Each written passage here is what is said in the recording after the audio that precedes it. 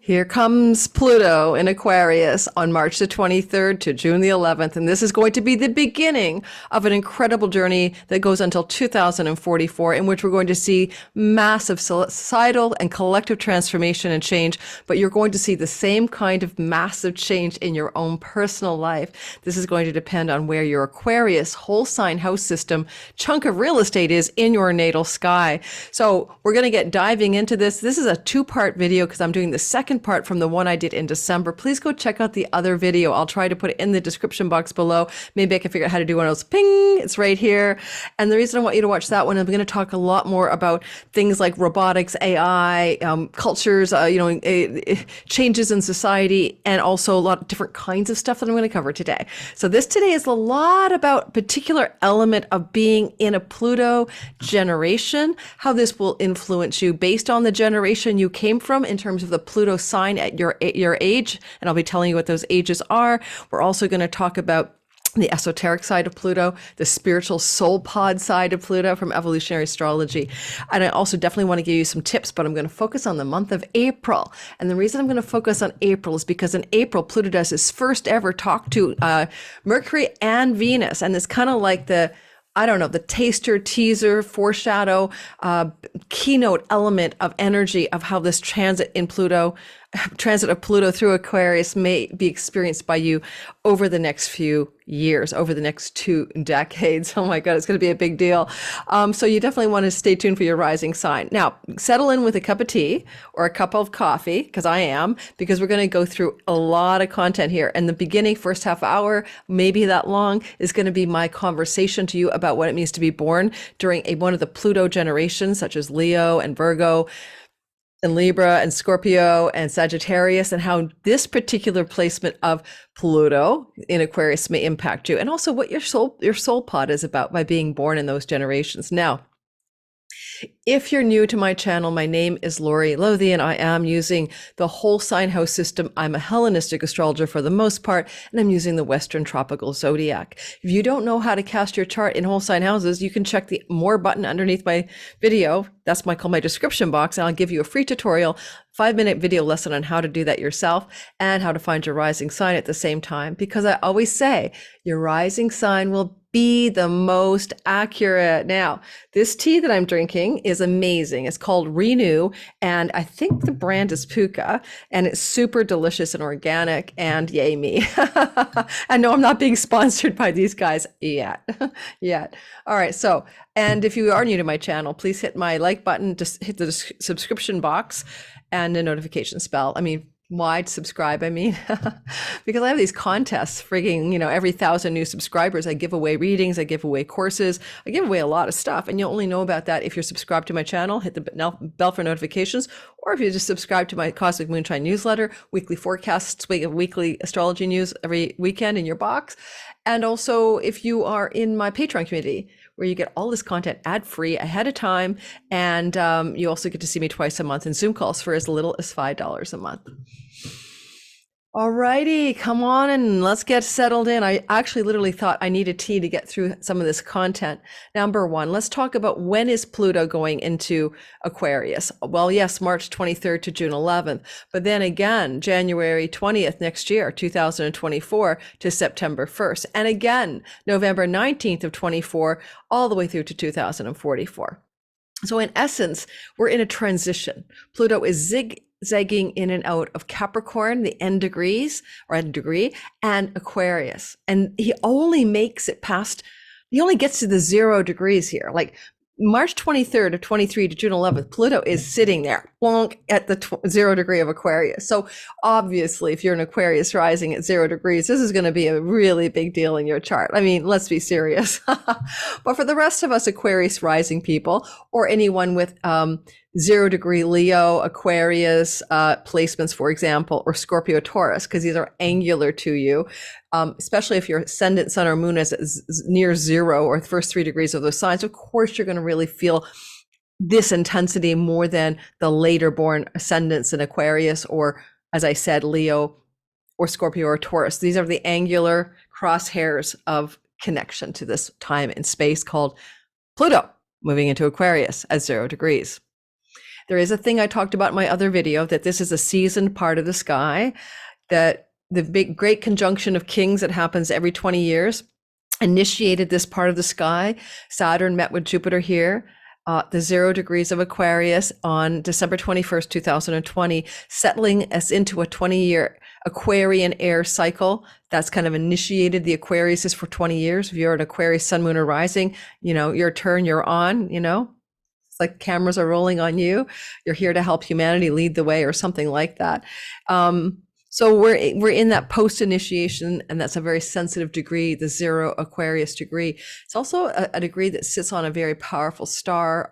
It's the star of power and winning, and the eye of the eagle. Think of the U.S. emblematic eye of the eagle imagery. And of course, the United States is having its Pluto return. Lots going on, but that star that's about conquest and success and military endeavors and winning and stuff like that, the eye of the eagle, is Altair. So Pluto's kind of sitting with Altair for months at a time, which could be powerful, but also Altair can be a lot about winning in wars and warlike things that happen. I knocked my tea over.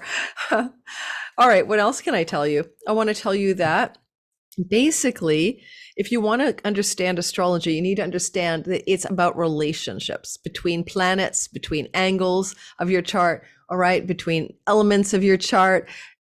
It's all about the relationships of different pieces of your natal sky code and the current transiting planet sky codes, for one. And so and it's also about cycles and rhythms, of course, that repeat, rinse, repeat.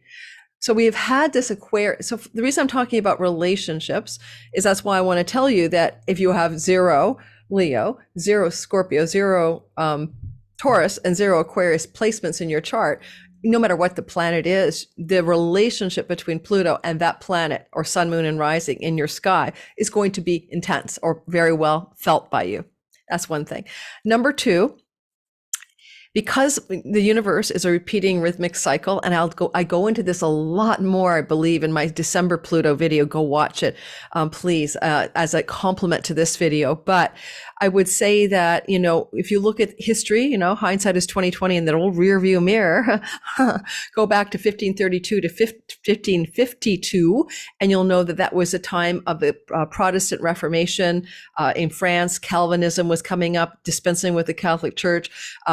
The Church of England broke away from the regime of the Catholic Church. There was kind of this revolutionary upheaval in societal and cultural structures, because back then a lot of the cultural structures were the church and state, and a lot was changing around not just church and state, but relationships to church and state during that 1532 to 52 timeframe. And a little bit later, in 1777 to 1796, we had the French Revolution, we had the American Revolution, we had the beginning of the metric system, we had the USA Constitution, we had the first democracy where power was decentralized, or we the people, Pluto and Aquarius, get the power through our representatives in Congress. So these new systems of power that decentralize from monarchy to spread out. Don't forget, the way the US left England was in a revolution. No more taxation without representation. No more power over there or over us over here. I expect to see all those things play out. I talk about that in detail in my last video. So, I want metric system as a measurement system. Systems of measurement were changed, because Aquarius is a little bit like a cross between Pluto, and Aquarius is a little bit like a cross between Spock taking over the ship instead of Captain Kirk in the old Star Trek series, and the mafia boss, Don Corleone. Now, because I really think Pluto in Aquarius has a Don Corleone mafia godfather boss storyline besides Spock and Aquarius, which is where we're going to unfortunately get a little bit of weird science like AI and, implants and, transhumanism and maybe like test tube babies or something coming out of this era over the next 20 years. But that's not where we're going to go today. That's in my other video.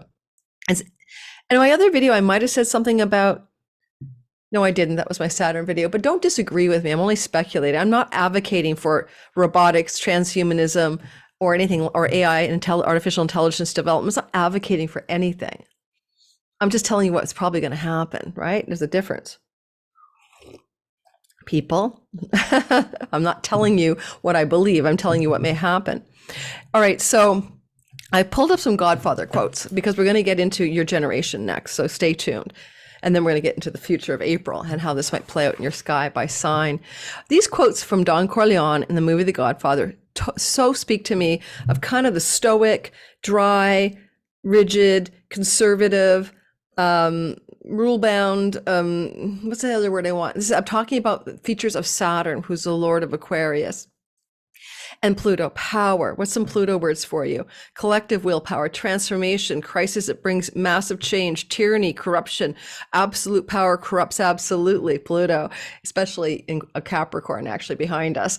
And also the idea of what is the divine or collective will compared to the individual will. And then Patrick Watson wrote on his website, and I remember reading this a few years ago, lovely astrologer, young guy, and he wrote about how all the things to do with Pluto we're a little bit like microscopes and telescopes. You know, it can make the big things small and the small things big.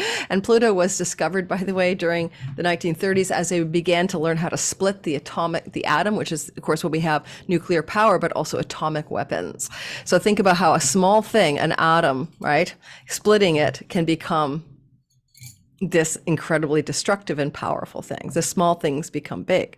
The big things become small, that kind of thing. I think about the power of the value of microscopes and all of that and how it's transformed our reality because we can see, oh, those are little bacteria squiggling around in there. All right. So let's get going. A couple of Godfather quotes I think you might enjoy just because I found them and I thought they were pretty darn cool. I just slurped my tea. And that is this. So here's one of them. It's not personal, Sonny. It's strictly business.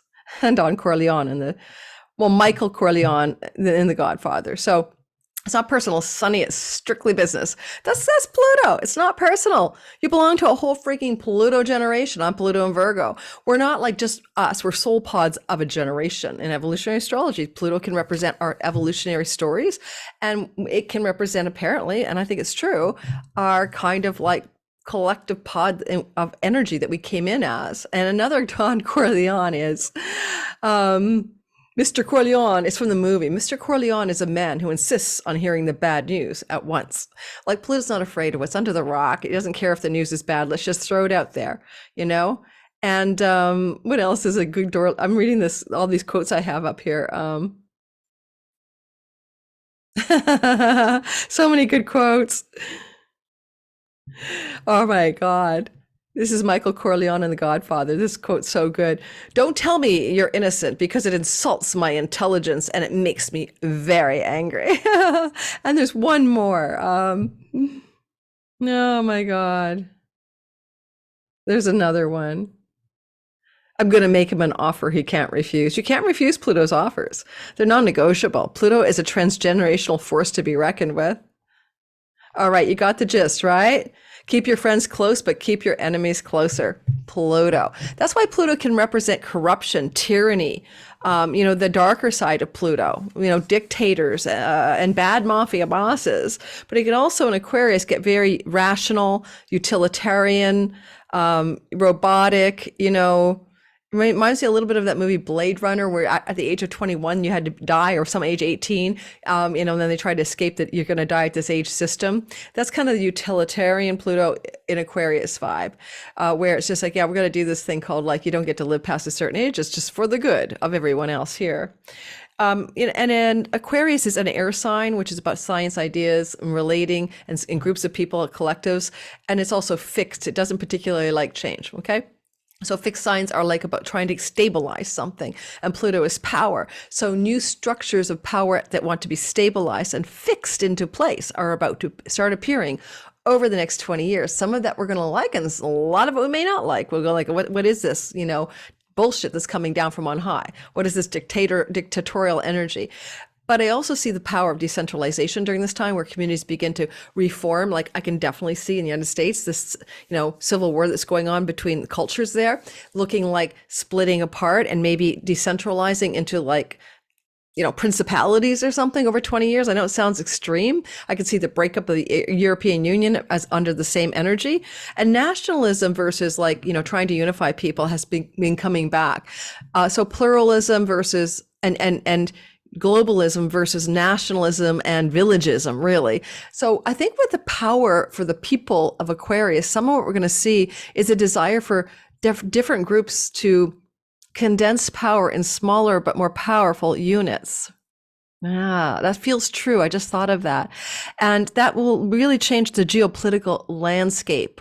We won't have the same maps 20 years from now. In 2044, there are going to be different world maps. They're going to change. But I'm also thinking about collectively how we do things. You know, it's almost like co-ops and local communities building up together, or 2 or 3 states banding together, or 2 or 3 provinces banding together with their own set of rules, their own sort of socioeconomic agreements and treaties. And it's already happening in Canada, where Saskatchewan, Manitoba, Alberta are banding together on things that matter to them, especially as provinces that are interior, that are breadbaskets for this country, but also with Alberta, that's our oil and gas industry.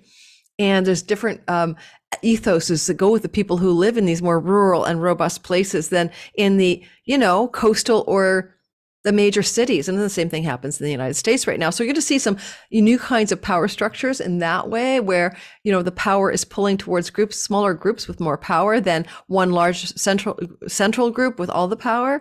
That's why globalism and the WEF and all the stuff that is in the supposed stuff isn't going to work, because the World Economic Forum, I'm not a conspiracy theorist, is an artifact of another time. You could say that it might be a part of the Pluto in Capricorn 2008 until 2023, 24 timeframe. It may not withstand the test of time that Pluto in Aquarius will present for that kind of mindset, where a few powerful people who are wealthy are hobnobbing with a few powerful politicians who are supposed to represent their constituents, but are instead representing vested interests of powerful multinational corporations. That isn't going to continue. I can pretty well guarantee it. You don't have to worry about it, because Pluto in Aquarius is a different story. It's not the Pluto in Capricorn under which those systems were striving to emerge. I hope, anyway. All right, what else do I want to tell you about? I am going to tell you a little story. It's a bedtime story, so get all tucked in here before we get to how this is going to play out individually for your sign. First of all, lots of notes here on cardboard. I want to talk about the fact that not every Pluto generation is going to feel the intensity of a Pluto in Aquarius. Except for Aquarius risings, you're all feeling it. But as a principle, people born in different Pluto generations have little or no issues with Pluto and Aquarius. You either think, this is really great, Pluto and Aquarius, bring it on, or you feel like, oh, frig, Pluto and Aquarius, someone buckle me up, okay? So why do I say that? Why do I say that? Because there's relationships between Pluto in your natal chart and Pluto in our current sky. And it's the signs that you were born in that have the squares, right? The tens aspect to this Pluto in Aquarius is going to feel it the most. That's the people who are born in the Leo generation, Pluto in Leo, and the Pluto in Scorpio generation. Now, Pluto in Scorpio generation and Pluto in Leo, I'm going to give you dates, don't get along either, because they're also in a conflictual relationship to each other. You're getting the vibe, right? Let's go talk about generations just quickly and then in depth. So the Leo generation was around 1938 to, let me get my dates to make sure I have it right. I have it all written down. I don't want to shrift you on the generational times, okay? Yes, Pluto in Leo, 1938 to 1957, okay? Now, interestingly, around that time, it's like you have to go look at your chart, because you're going to be on a buffer like 38, 39, 1938, 39. Depending on the month, it will change. But in general, if you're born in 1938 to 1957, you're Pluto in Leo. Why am I talking about the one before you, the Pluto in Cancer that existed, for people born in the 20s and 30s, early 30s, mid 30s? Because first of all, I doubt you're listening to this. But second of all, because you're one of the soft signs, like the Virgo people, Pluto and Virgo, that don't really get a lot of jolt from this, okay? So I'm not going to talk about that in depth, because there's not a lot of people who are octogenarians listening to my channel. And also, you're not the most affected. So the Pluto and Leo generation, say 1938 to 1957, this is an important story. It's intense because you're born in Leo and Aquarius is opposite you. So that's an oppositional energy between a transiting Pluto and the Pluto in your chart. So Pluto opposite Pluto, right? Kaboom, energy, tension, intensity. Now, obviously, if you're born in 1938 or 39 or 40, you're feeling it a lot more, because you're going to be the early degrees of Pluto in the sign of Leo. And the later ones born in the 56, 57 are feeling it way down the line in 2044. Remember that. But as a theme, you still have a vibe of like, it's sort of like me going, well, there's somebody standing on the threshold of the door of my bedroom who's got a mafia boss look, and he's not quite in my bedroom yet. So when you get this Pluto, for you Leo people, Pluto in Aquarius stuff going on this year, the dates I gave you at the beginning of the video, you're going to feel a vibe. You're going to feel a vibe of there's something on the threshold, right? It may not individually impact you as much quite yet as part of your cohort or generation, right? As I said, because it's a long generation, 1938 to 57 is a lot of time. Now, also, I am going to share with you some really amazing materials. I talk about each generation and how this impacts you, because I'm going to take some material from my most favorite astrologer, Lada Denchiva, and I'm going to put a link to her video below. I'm not, stealing her material. I'm only going to give you the very shallow end of the water of a very deep and profoundly entertaining video that she created. Now, Lada Denchiva, Astrolada, is amazing. She's one of my favorite people. I've taken lots of classes with her or all of the people that she shares her stuff with, Rumen Kolev especially. And I just have to shout her out. She's an amazing soul. She's an amazing soul, and she's an inspiration to me. And so she even came to me in 2 dreams. So, I mean, like, I feel connected. She's an Aquarius rising with planets in Aries, and we had corresponded a bit about a few things. Our love of wine and her movement away from it, for one. But she used to talk about that publicly and not telling you something that's not public for her.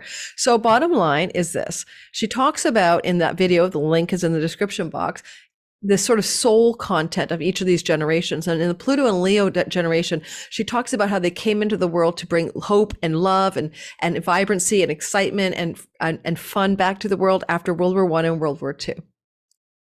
And that these are the boomers, of course, the baby boomer generation. So life is fun and joyful, free love, rock and roll, the Beatles, glamour, celebrity, movie stars, idealism, hope, peace, and truth, hey man, peace, the bell bottoms of flower power. Oh my God, I came at the very tail end of that because I'm a Gen X, but I could almost taste it. Let's all go to Woodstock together. Remember that song by, what's her face? Joni Mitchell, Back to the Garden. That is just the energy, back to the garden. We got to get back to the Garden of Eden. That's just the same energy, the absolute energy of this. I don't think Joni Mitchell wrote it. She may have made it famous, or another guy wrote it, but that's the energy of it. Or she wrote it, another guy made it famous. Not sure which. And so funny enough, and I had dinner with Joni Mitchell twice, FYI. I can tell you some Joni Mitchell stories. And, I mean, in a small group setting. But anyway, that song speaks to me, Back to the Garden, of the energy of that generation. If you're a part of it, you know what I mean. You guys were trying to overthrow the staid Cancer Pluto generation, which according to Lada Denchiva was kind of like, we'll follow the fam, we'll stick with the fam tribe, Cancer, right? We'll do what we're told, we'll follow the rituals of our family. And then along comes this anti-establishment Pluto in Leo generation. So, rock and roll, all that, the hippies, the fun, the craziness, the Mick Jaggers, the Beatles, the Elvis Presley energy. I mean, the whole rock and roll scene and the whole idea of flower power, peace, and all of that peace out is all about their generation. They're very larger than life. And then so you guys born in that generation, 38 to 57, really feel the polarity of Pluto and Aquarius. It's going to be intense for you. In what way, I can't tell you. It's your chart, your life, your individual stories, but it's a big deal.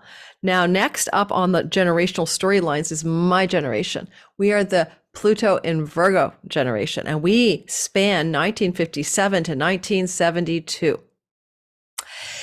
If you think about our generation, we were the beginning of the holistic health movement, the Save the Environment movement.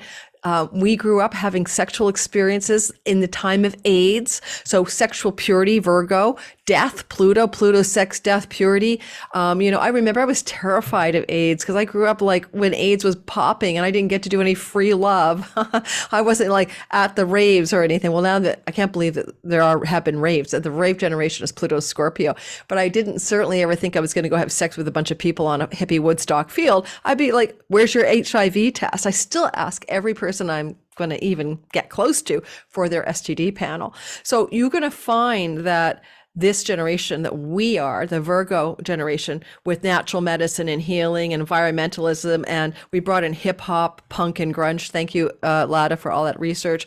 And hip hop, punk, and grunge music were all about social justice and the underdog and railing against the things that are broken in the system. Okay, so we're such a different generation than the Pluto and Leo, and I'm a part of that.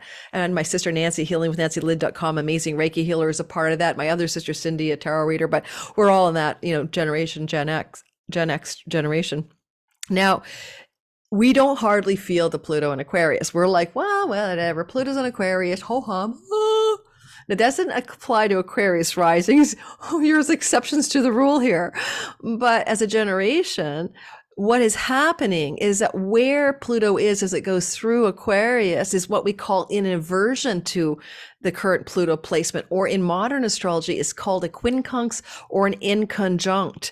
But in the ancient world, it was like, okay, the current Pluto traveling through Aquarius can see a lot of different signs. You can look across at the Leo generation, sees them. You can look at the Scorpio one, we'll get to that, but can't really see, through a glass darkly, our generation, the Virgos. So this is kind of like giving us a breathing room until 2044 from a direct intensity with a Pluto square or Pluto opposition or whatever.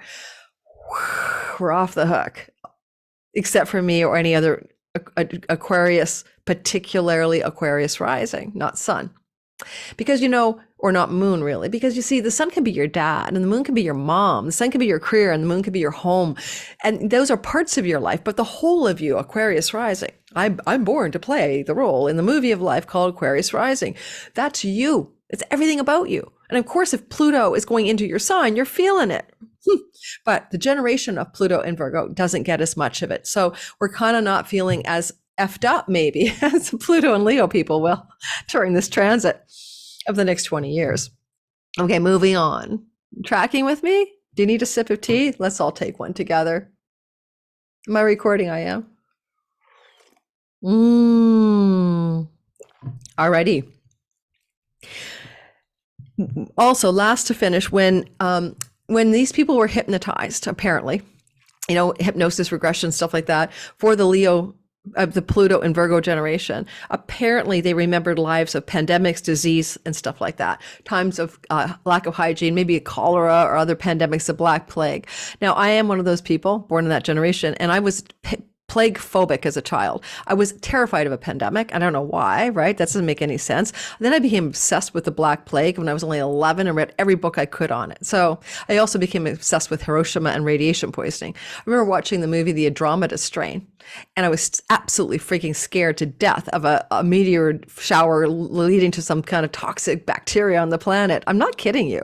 So I kind of was a young child with a phobia around deathly pandemics. And when we had the COVID pandemic, which wasn't deathly, don't talk to me about it. Right? Less than half of 1% were at risk of fatality, and they were the elderly or the very comorbid. The whole point is that I hit a terrible time for me, because in this generation, if you were born between 1957 and 1972, you may have felt really, really effed up when COVID first was announced as like a life-changing disaster for humanity, as we've lived through that before. Alrighty, moving on to talk about the next story. So we talked about the Pluto and Leo. We talked about the Pluto in Virgo generation. Now we're going to talk about the next generation that came up after the Virgo people. Yes, that's the Pluto and Libra people. And that was from 1971-72, depending on your month, to 1983-84, depending on your month. Now, that generation is kind of, according to research by Sweet Lada and her checking in on some stuff, past life memories of being in like Hellenistic Greece, places where beauty, the Platonic idea of beauty and art were thriving, beauty and art and wisdom and, the vibe of ancient Hellenistic Greece. So a lot of, people in that generation might remember that vibe of, I feel like I came from ancient Greece and we used to carve statues and frescoes while we talked about high philosophy, all right, in our white robes, right? Get the vibe? So if you were born in 1971-ish to 72, 83, 84, you have to check those border areas, then you're called a zennial. Now they used to jump you in with the millennials, but now they're trying to separate out this part to the zennials or zennials, apparently. So just think about that as an interesting thought. But the idea is makeup, the Kardashians, Britney Spears, beauty, social media, the reality TV shows blossomed as these zennials began to emerge into our world. And if you think of Libra, it's a sign of one-on-one connection, right? And relating one-on-one. And all the reality shows are like, Big Brother and the Kardashians are like into the personal lives of people. There's a vibe there. Even The Bachelor and all those shows are very much what I would call the Libra generation output. Now, we're not talking about someone born in 71. I mean, putting this out, they had to grow up, right? So if you're born in 71, you're not going to put the shit out until the 90s and the 2000s. If you're born in 83, 93, 2003, you're just getting started. Think of it that way, right? We're talking about when you move into adulthood, you express outward into the public. So pop music, Britney Spears, happy music, the obsession with the beauty industry and all of the filters we're using now in the social media world could be considered to be one of the aspects of this group pod that came in. And there's an upside and downside to everything. I mean, we needed to more light, entertaining vibe, I suppose. The AIDS thing had happened, and like now we're in 71 to 84. These people were born, and AIDS was going on in the 80s, 90s. Big deal.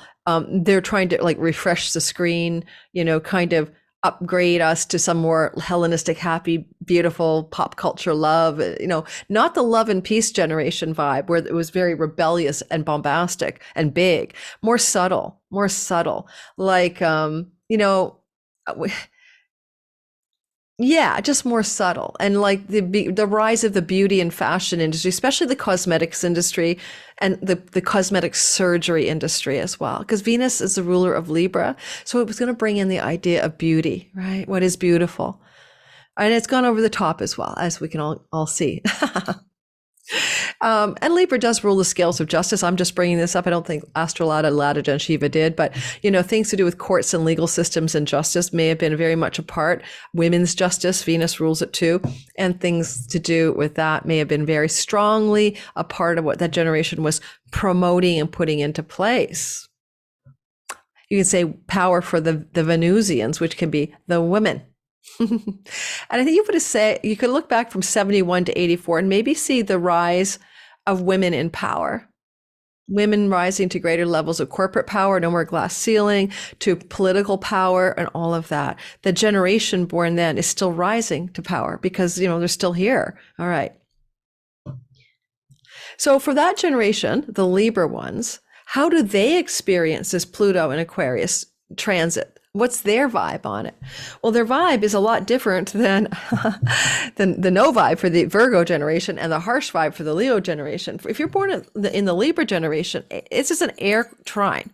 Aquarius is air, Libra is air. There's a flowing 120 degree or, trine angle between this new Aquarian, Pluto, and you. This can really open you up. This can make you feel like life is starting to fruition, flow, luck, and beneficence is happening through power, through your ability to create power in your life, to be powerful in some way, Pluto, and to be wealthy.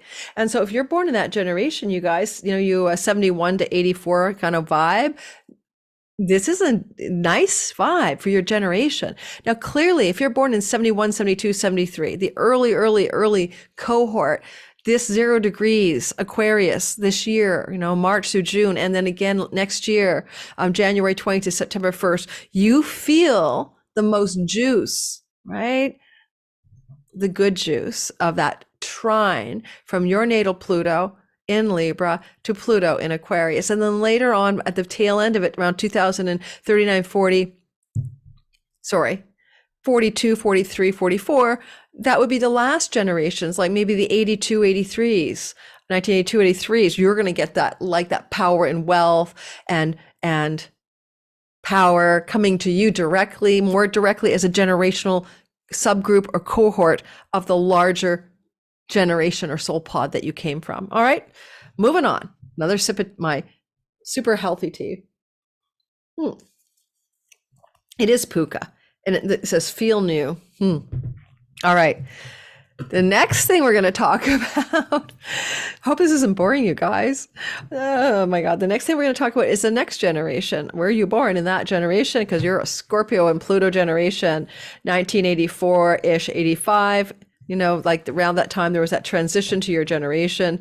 Well, actually, as early as 1984 to 1995. All right. So it's a tight, small generation like Libra. It doesn't take it's not, you got to get in quick, 12 years kind of thing, got to dive into someone's womb and be born to be a part of that generation.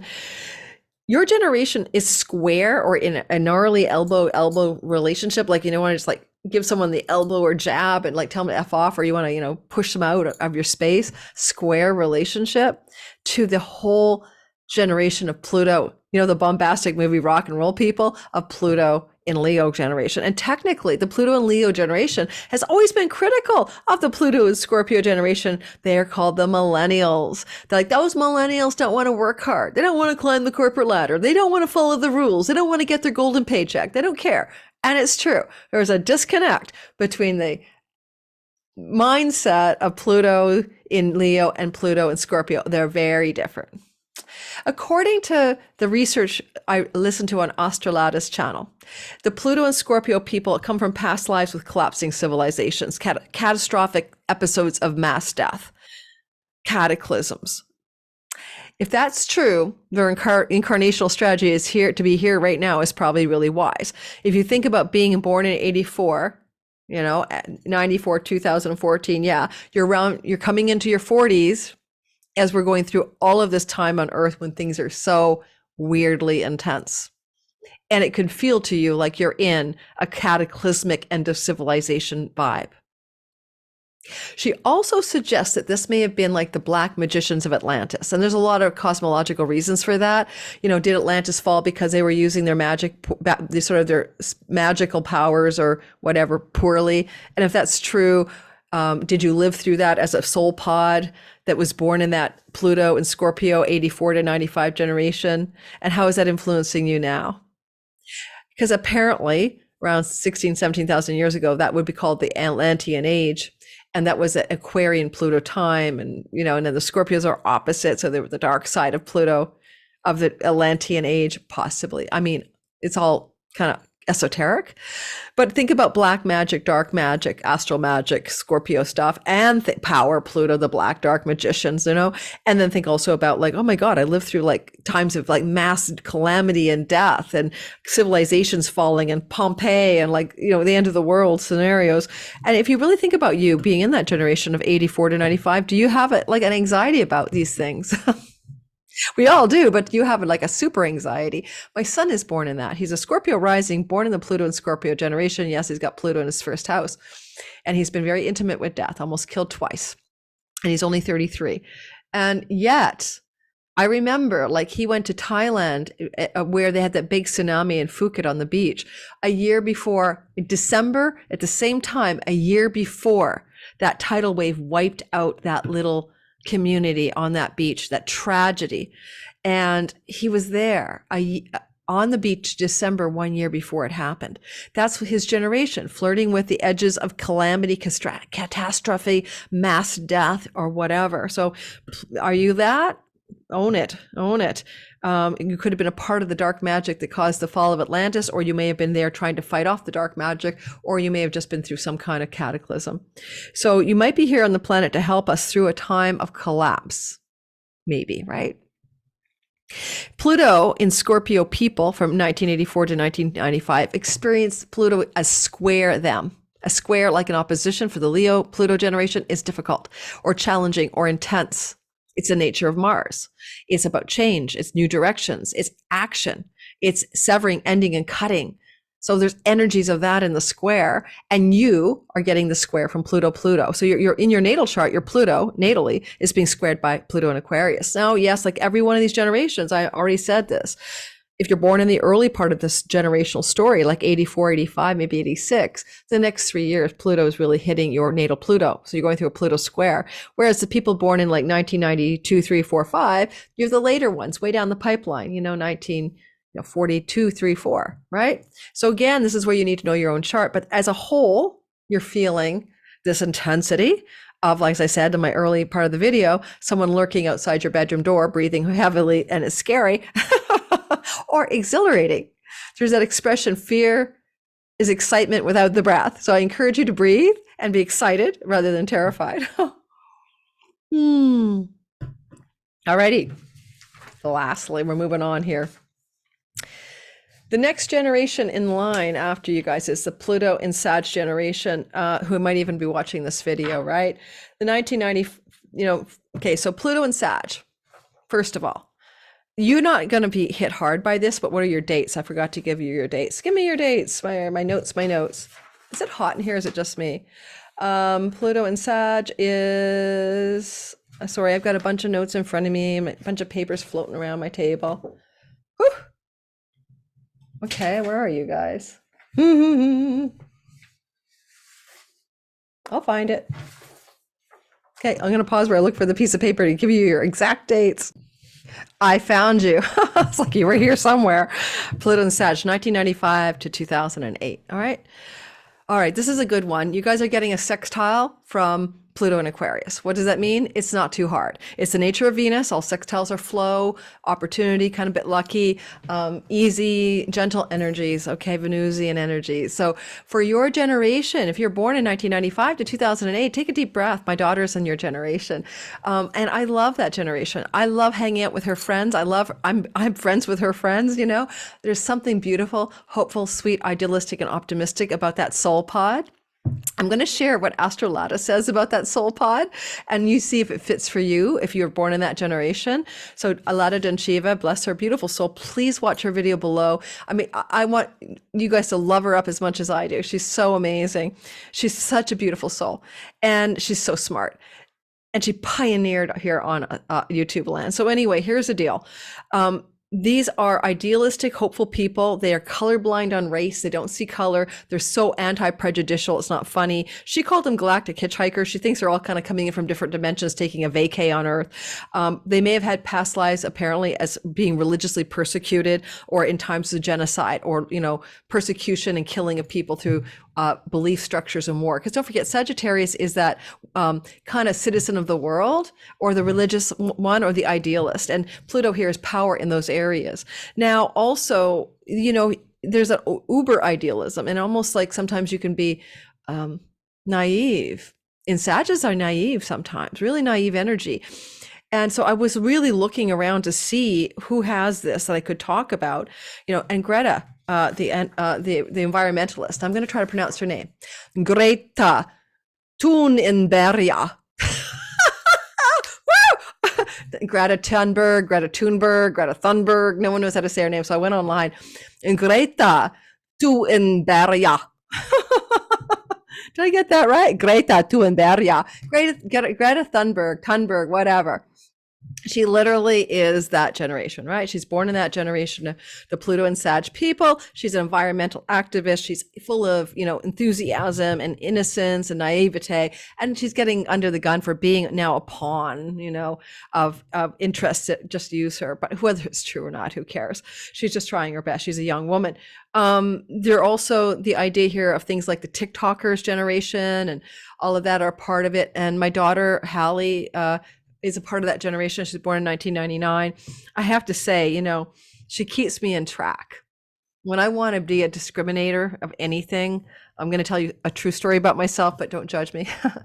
Like there's a certain ethnic group in the city I live in who are responsible for about 70% of all car accidents, like, fender benders and going through red lights and not following the rules or not checking their blind spot. Okay. It has to do with an immigrant culture that maybe isn't used to cars. So I got in the habit over the years. Every time somebody did something weird, like cut me off or, change lanes without signaling or, do something really reckless in traffic or really weird, I would say, oh, it's probably a blank person. And 9 out of 10 times it was a blank person. So we're talking about somebody from another country, and it's discriminatory. It's my mind, making stories that are true, because there are statistics that show that it's true, but you're not allowed to talk about that either. But anyway, so insurance rates are up, but they won't share the ethnicities or the cultural, racial backgrounds that most accidents are caused by in this particular province that I live in this particular city that I live in.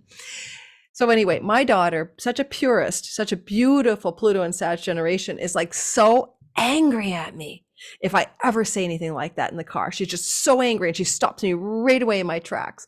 And she's right. Just because it's statistically true doesn't mean that I should be judgmental. And so this is the purity of that generation. And I'm sure a lot of you are judging me right now, but I'm being honest, disclosure here, because I would never judge somebody like straight up. You know, I don't care what color someone's skin is. I don't care. I don't care if you have purple skin. It was just that that's a situation where that particular subset of people, it could have been a religious subset of people who didn't know how to drive. It happened to be a racial subset of people who technically don't know how to drive. There was even a scandal in the city I live in where they were one of the licensing bureaus was busted for payola, but to give away these fake driver's license to this immigrant culture that rather than take the test and fail, they were actually just buying their licenses. So there's stories like that that just feed into my issues. So anyway, that was a real big digression. I apologize. I'm not going to delete this. So the point is that if you are experiencing yourself as a Pluto and Sag 1995 to 2008 generation, you know you're the idealist, you know you're the purist, you know that you see no discrimination needed. You're the ones that stand up for everybody no matter what. Even if you don't agree with them, even if you're not in like alignment with what they're up to, you let like you be you. You're free to be you. You fly your freak flag over there. It's totally okay. So that innocence is here on Earth. And of course, this generation, they're still pretty young, right? Like 95, my daughter was 99. They're only in their early 20s. And some of them born in 2008 are barely coming out of their teen years. So what are they going to offer the world? We'll find out what they're going to offer the world. And last but not least, but not here yet in a sense, the 2008 to 24 Capricorn Pluto generation. You will be in aversion to Pluto and Aquarius until 2044, so it's not a big deal for you. But we don't know who you are yet. We haven't seen you in action, really. 2008 is like 14 years, 15 years ago. You're still pretty young. But according to Lada, she's calling them the builders, the ancient ones, the boss babies. She's got 2 kids in that age group. And she suggests they might be from Atlantis as well. And they're here to help rebuild civilization. And then we're going to find out who the Aquarians are. Your Pluto and Aquarius generation will start to be born in the next 20 years. And that's going to be fascinating. Are you guys from another planet? Are you aliens? Are you walk-ins? Are you AI? What the hell are you guys anyway? All right, so now you got the generational storylines, remembering that it's easy for the Libra generation from Pluto and Libra and the Pluto in Sag generation, and it's harder for the Scorpio and Leo generation, and it's of no big deal. I do say so to us, Virgo generation. Now, we're going to go ahead and do all signs. All right, so this is a long video. I hope that was okay for you so far. We're just going to talk about something very specific in the all signs, because obviously I'm not going to cover 40 years of content, really. Although Lada Dan Shiva is doing or will be doing, and I signed up for it, a really deep dive into the next 20 years and a webinar. I think it could be at the end of March. And you might want to jump on that one. She's really going to plow through like 5 hours of material. Bless her. I don't have the patience for that. But I always support her work. Like I do a lot of stuff with her. I sign up for her stuff when I feel called. All right. So what we're going to cover in April is this. We're going to talk about the fact that when Pluto goes in at 0 degrees in March the 23rd, 4th, that he's going to make contact with Venus and Mercury early on in the 8th month of April. And that's going to be somewhat important, as well as the sun, because it's the first time we've ever felt a Pluto in Aquarius, okay, squaring Mercury. That's April the 3rd. All right. April the 3rd. And trining Venus, April the 11th. And then squaring the sun, April 20th. So those could feel individually and collectively monumental. You know, there's a thing called the primacy and recency effect in psychology studies and sociology studies. If you want to get a job for an interview, find your way to the first or the last interview of the day, because the first and the last are the ones that often get hired on a bell curve. Like the people in the first half of the first interviews and the last. It has to do with people's memory. We remember things like candidates for an interview from the first cohort to the end, but the middle is a muddle. In the middle is a muddle. Similarly, here comes Pluto into the 0 degrees of Aquarius. And this is the first phase, right? This is a recency effect.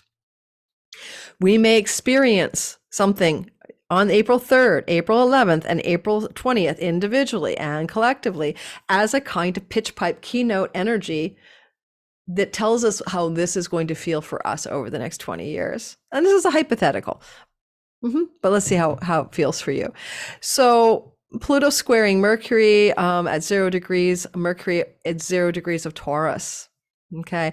And then Pluto square, trining, flowing, positive air trine to Venus, April 11th or so. You always want to give this a couple days on either side. And that's 0 degree Venus in Gemini. All right. And then lastly, at Pluto squares the sun at 0 Taurus on April 20th. And now I'm going to go through your sign and talk about a gist of it. We're going to not spend forever on that. Okay. Just a gist of it, because I'll be doing a whole video about Pluto trine Venus because of the stars Alcyon and Myrfac that are involved. So we'll have a separate deep dive into that later on. If you hit the bell for notifications, subscribe and like, you'll get the gist. Are you watching the live premiere? I can't believe this is the first time I asked you during the last 40 minutes or some horribly long time I've been talking to please hit the like button. Please hit my like button. Thank you. You know why? It just hacks the algorithm. All the algorithm goes is people are liking this as it's a live premiere. When Lori shuts up and it's over, then we're going to send it out to more people. That's all. So thank you for helping me. And that helps our channel grow and that helps me stay in business. And I don't control the ads. I know that people complain. I can go into each individual and try to cut ads out, but it's all automated by YouTube. And the ads are a part of my revenue here. And you can always go ad free by joining me on Patreon for $5 a month. All right. So if you don't like ads, then come over to for $5 a month. I put out 30 videos a month. That's a pretty good deal. All right. All righty, let's move into each sign. I'm going to start changing the backdrop, but not right away because we already have Aries horns behind me. Okay, Aries, sun, moon, but always and most accurate rising sign people. So first of all, the Aquarius part of your sky, where is that you're feeling this ingress? It's in your 11th house. Don't forget, there's a much longer video or detailed video on my playlist, and I'll try to remember to pin it to the comments as well.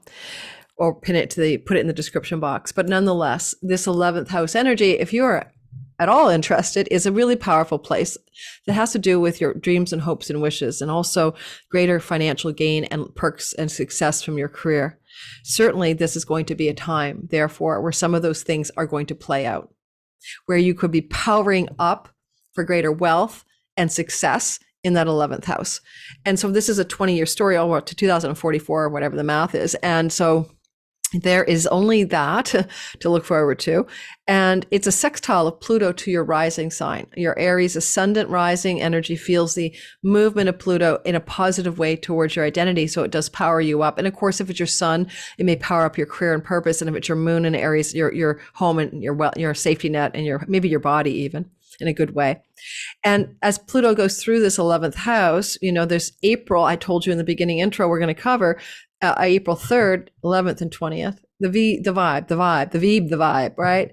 So on April the 3rd, the experience may be, because it's a square or a tense angle between Pluto and Mercury, the messenger of the gods, some intense, maybe powerful, maybe catalytic, maybe transformative or difficult information, news, energy coming from your Taurus zone of finances. Now, that's the money you earn. That's your paychecks or your earned income, resources, and possessions. Now, Pluto is in a powerful, positive house, the house of good spirit. And it doesn't necessarily mean because there's a square to Mercury, it's bad news. But there's intense news, intensity around April 3rd to do with themes of great career gains, revenue, money, finances, calling and voice and vocation perhaps as well. Second house can be about your family of origin, your fam that you grew up with in the Indian tradition. And there may be some disturbing, upsetting, or challenging news from that family coming to you at that time. And if you have an elder sibling, that's your 11th house as well. And it may involve news that's disturbing or challenging about an eldest sibling or elder sibling. Even just elder will work, someone older than you.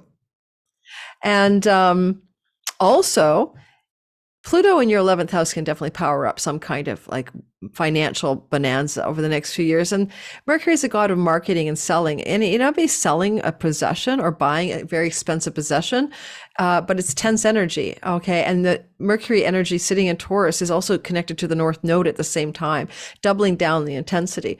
I can't tell you that it's necessarily negative because the good spirit house where Pluto is sitting isn't a necessarily challenging house. It's actually quite positive. So It's one of the luck houses. So it could even be money luck for all I know. And the excitement and intensity is just there with a square. Bold declarative decisions and actions can be squares, as well as cutting and severing and ending things. So whatever it is, it's coming around April 3rd. And then on April the 11th, there's flow and love from the goddess of money and luck and opportunity in the sign of Gemini at 0 degrees, looking back over her shoulder at Pluto at 0 Aquarius in your 11th house. This is a really positive energy for you. The power is up something around April 11th to do with travel and journeys and trips and love and romance and friendship and wishes and hopes and dreams and siblings and online business, online teaching and online learning and websites and all of that stuff. Now, sometimes also writing. If you're a writer at all, and Venus is here in Gemini for 3 weeks, it's going to be a nice time for writing because she's the muse type arts, lady, and, writing projects that are deeply aligned with your highest hopes, dreams, and wishes, or that are receiving a lot of powerful support from someone in great power. Because Pluto is also the ally up here, like a benefactor, an ally, someone who wishes to support you in third house matters, trips, travel, writing, siblings, all that kind of stuff. But it's a flow and it's sweet and it's positive. And you're going to be feeling that trine between Pluto and Venus every single year for 20 years, right? You got to get used to it. So this is a new story of goodness between your 11th house and your third. Certainly if you're writing, you could get famous or something you write, because fame can happen in the 11th, Pluto power fame, or people in power love your work and support you. And so every time Venus is here once a year, you may as well figure it out. It's going to start to be something about power and third house matters, okay, and gain and success financially. And lastly, then Pluto will square the sun on April the 20th. Now, Pluto will square the sun for the next, 2044 from the sign of Aquarius to your second house. Now, second house sun can be about really understanding what your purpose is in terms of how you make money, or which career path you really want to do in terms of earning strategies and income strategies. And Pluto is pushing you to pick powerful and true and potent strategies for earnings every time this transit happens, which will be occurring and, occurring on a regular basis. It'll be occurring when the sun goes through Taurus. It's called Taurus season. So this is happening this year around April the 20th, just as the sun is getting ready to, my brain just went offline. My brain just, yeah. So never mind what I was going to say. My brain lost its thread. So this is 0 degree Pluto and 0 degree sun in the sign of Taurus. Okay. On April 20th. You'll feel that a couple of days after that. There's no doubt about it. It's definitely not just a single day. And it could also be a powerful, purposeful upgrade around money that is connected to purpose and career. Alrighty, let's continue.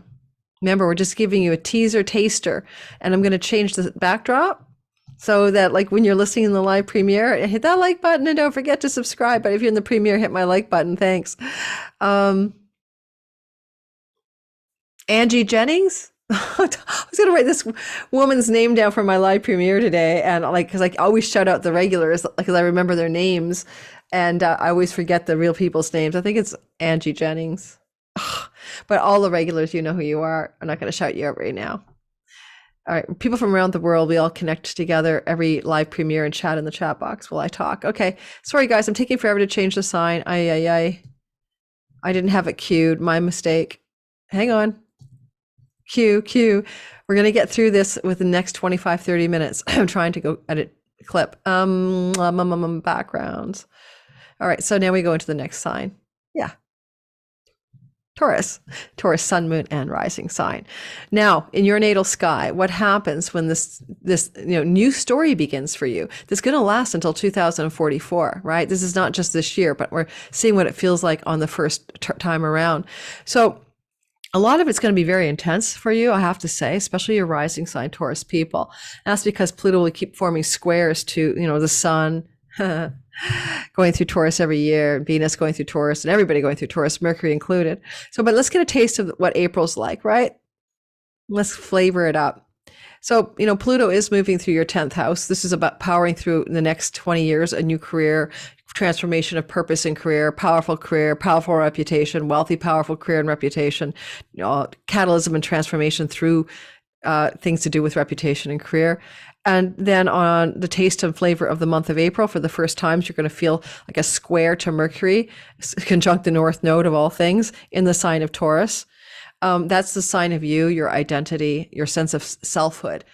This is most true for rising sign. This is very intense. You may be going through a period in which you're having to negotiate a new sense of identity, or literally negotiate or deal make around career and reputation matters. All right. It's intense. Pluto and Mercury get along because Pluto gave him a carte blanche ticket to go to the underworld. And Mercury may be you having to tell people things that are very upsetting or challenging because they have to do with your reputation or your career or your purpose. But that's going on. And then on April the 11th, there's a flow to Venus, the money and love goddess, in your money house. So there's something good happening financially is the bottom line. It looks like some kind of financial succor or something good. Succor, something good. And basically that word always makes me laugh. And it's Succor. And Pluto in a trine to Venus. Okay, something positive financially around possessions and earnings, reputation and power, career and money. That's going to keep happening every year until 2044. It's a new story for you to see this money, power, career story really lighting up for you. And then Pluto will square the sun on April the 20th in Taurus, and Pluto squaring the sun going through the house of you, especially for the rising sign Taurus. Otherwise, it could be about a father figure. You know, Pluto square sun, like let's say your sun is at 0 or 1 or 2 degrees Taurus. This could be real, guys. Death of a father or father figure. Seriously. That's how it works. All right. There was a Pluto moon transit when my mom was hit by a car and killed. So I'm just like, yes, astrology has real shit happen. I'm not telling you that you're, listening to this and you're 15 and you're like 40-year-old dad's going to die. I'm not saying that, but I'm saying if your sun is in the first 3 degrees of Taurus and Pluto squaring from Aquarius, a father or father figure may be experiencing a very hard time, or at worst case scenario, death. Moon, that would be about your mom. That's why we're listening for your rising sign, because your rising sign is really just about you. You are going through this intensity of self-transformation, purpose, and awareness of your core essential soul and identity. Sun squared by Pluto through circumstances that are challenging in your career and reputation zone. Alrighty? I hope that makes sense.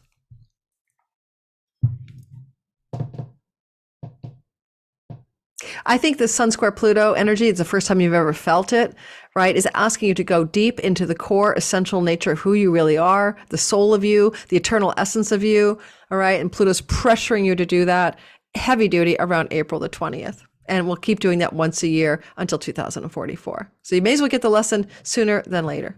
All right. Then we're going to do Geminis. Give me a sec. I got stuff in my way. Geminis, hang on. What I've got now is I lost the transition screen again. Where did it go? Yes. For my time stamping sister, she's probably frustrated. Gemini, sun, moon, rising sign folk.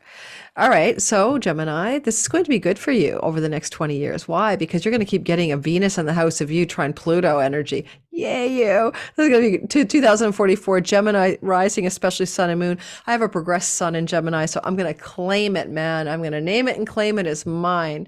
So let's go ahead and talk about you guys. So Gemini,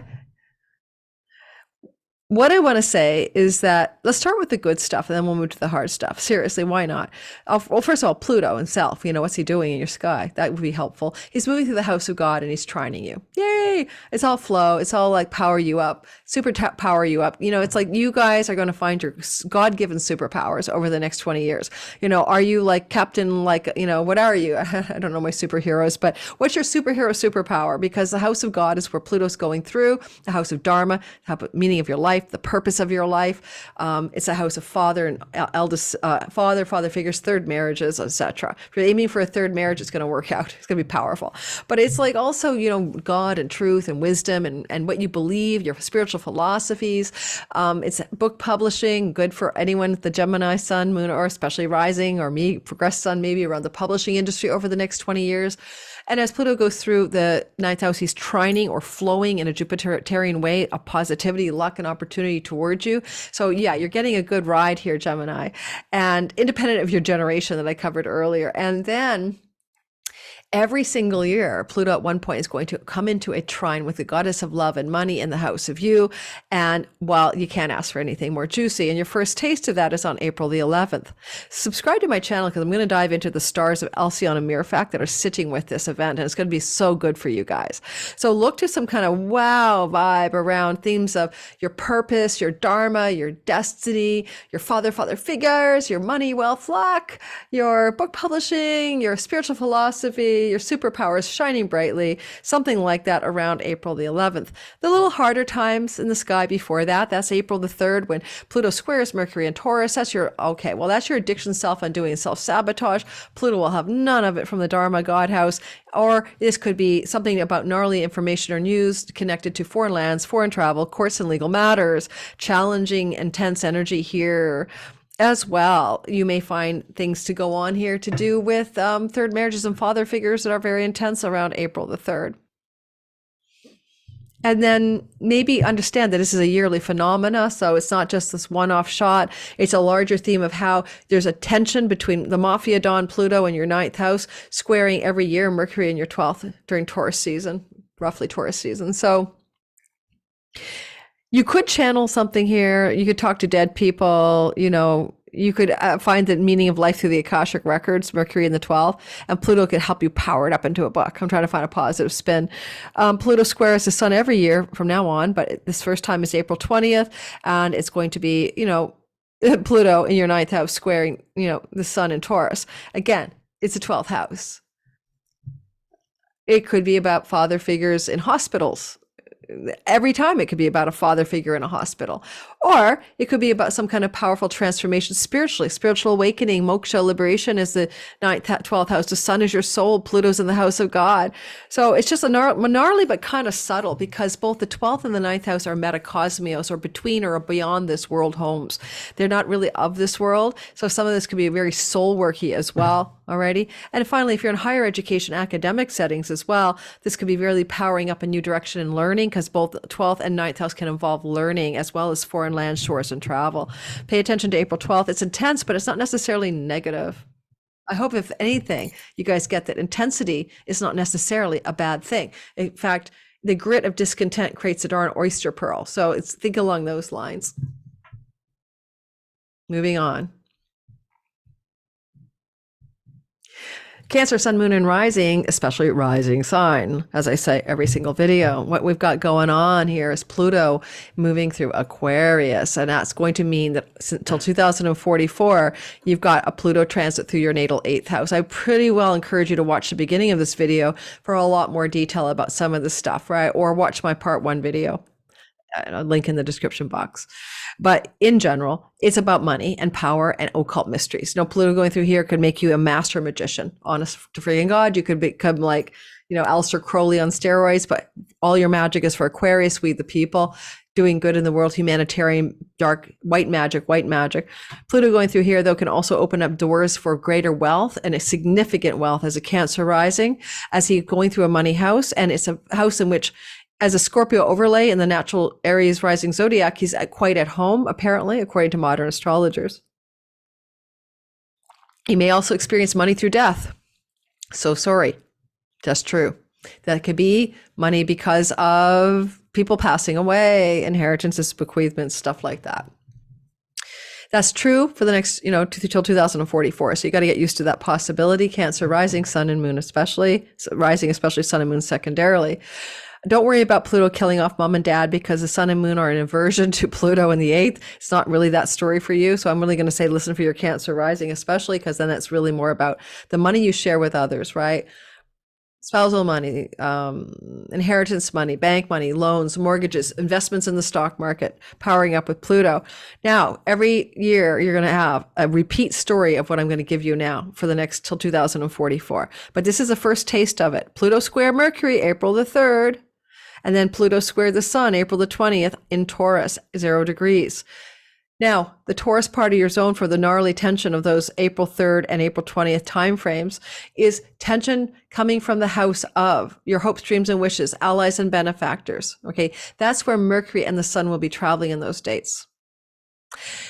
But it's also a money house, and it's also eldest sibling. It's also a money house. And Pluto from a money house, the 8th house of shared resources, will square Mercury and then the sun in the house of pennies from heaven, money from great gains from your career. This could literally look like a conflict between your tax situation, 8th house, and your great gains and earnings, causing you some discombobulation and disconcerting energies between, on April 3rd and on April the 20th. Now, you're going to have to deal with this because it's going to keep happening every year until 2044. How are you going to align the chunky money of the 8th house with the gains in your career and justify and rectify that?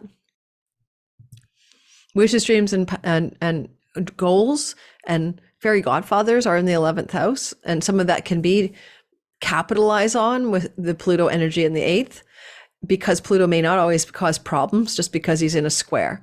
He may also stir you to great intensity of action and decisions that allow you to gain greater wealth over the next few years. Pluto's in a royalty house. Some of you may get royalty income from a book you're going to publish as a Cancer rising. Because you have Saturn in the house of book publishing, he can get you into a traditional publisher between now and 2026. And you may now see this power, Pluto, 8th house is royalty income. Just an example. So there's so many ways this can work. A lot depends on your natal chart. The good news is Venus will come into a trine with Pluto on April the 11th, and that's going to be flowing energy from Pluto in a money house to Venus in a money house. 12th house money, where she's sitting, it's kind of like, do you do PayPal and Stripe? Do you make revenue from barter and trade? Are you in the import-export business? Do your revenues come from foreign lands? Then this is really positive. But on the other hand, another way this can work is that you get money from Pluto power from backroom deals and negotiations involving women, or that you get Pluto power money from things to do with a trip to a foreign land or shore, or you get money power from your bedroom pleasures. Or this is a big tantric opening, Pluto in the 8th house and Venus in the house of bed pleasures. So some of you Cancers are going to go all the way into a tantric sort of alchemical sexual energy around April 20th. But yeah, you get to do this once a year, every year. So it's a new broader theme emerging in your life. Hope that made some sense for you. I can see that my battery on my laptop's going down. I'm going to do 2 more signs and then go get the charger. Leo, let me take some more tea.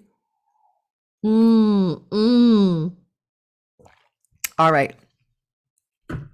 In a recent video I did, I kept doing this. I kept going, and all I had to do was go like this. No, let me do it right. And I'd be doing a Pam Gregory. Bless her soul. Oh, I'm going to find my own deep breathing method. Leo, sun, moon, and rising. Especially rising. Now, Pluto. I feel like I'm going long today. I think I need to. That deep breathing made me dizzy. Leo, sun, moon, and rising sign. Maybe I need some chocolate. Sun, moon, and rising sign. Okay. So the energy that you've got going on here, what's going on is that Pluto is going to transform and regenerate your marriage, your significant business partnerships, your audience and client relationships.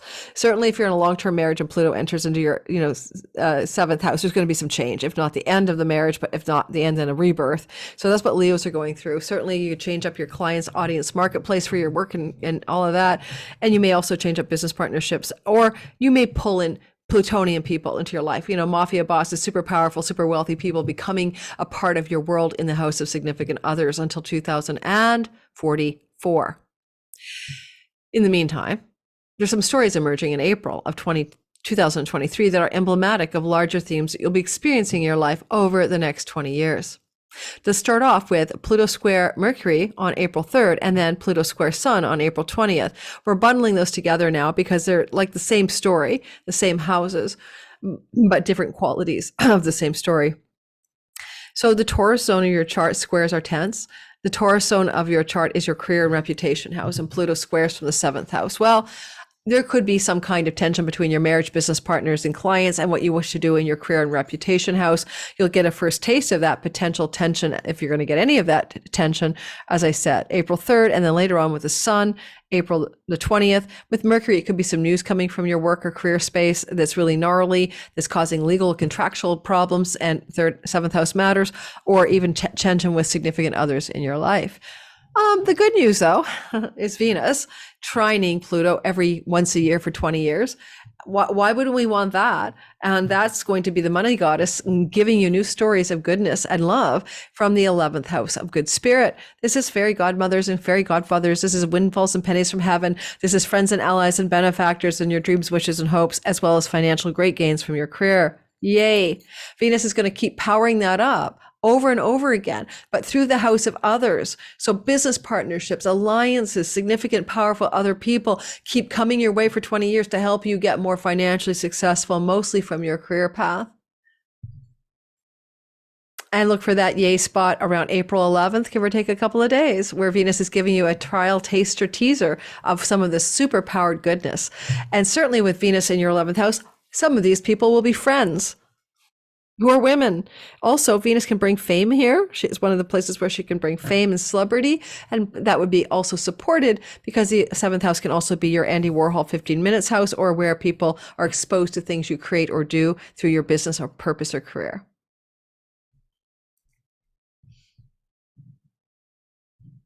Did I change the backdrop? I did. I keep forgetting to do that for the Leos or the Cancers. Around this time, I get sort of woozy, and everyone laughed at one of the videos where I kept saying Cancer and I meant Leo. I'm so sorry about that. And I had the wrong backdrop. And all right, keeping on. It's getting, yes, it's starting to get dark. I'm going to keep going. Leo. This is recorded on February 28th. My Patreon community gets it before you guys, probably for this one almost a week before. If you want to get this content ad-free ahead of the curve, please sign up for $5 a month and see me twice a month in a Zoom call for only $5 a month.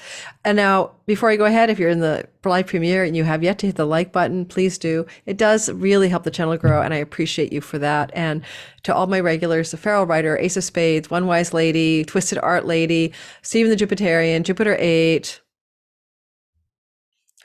Misbehaving, LA Taylor. There's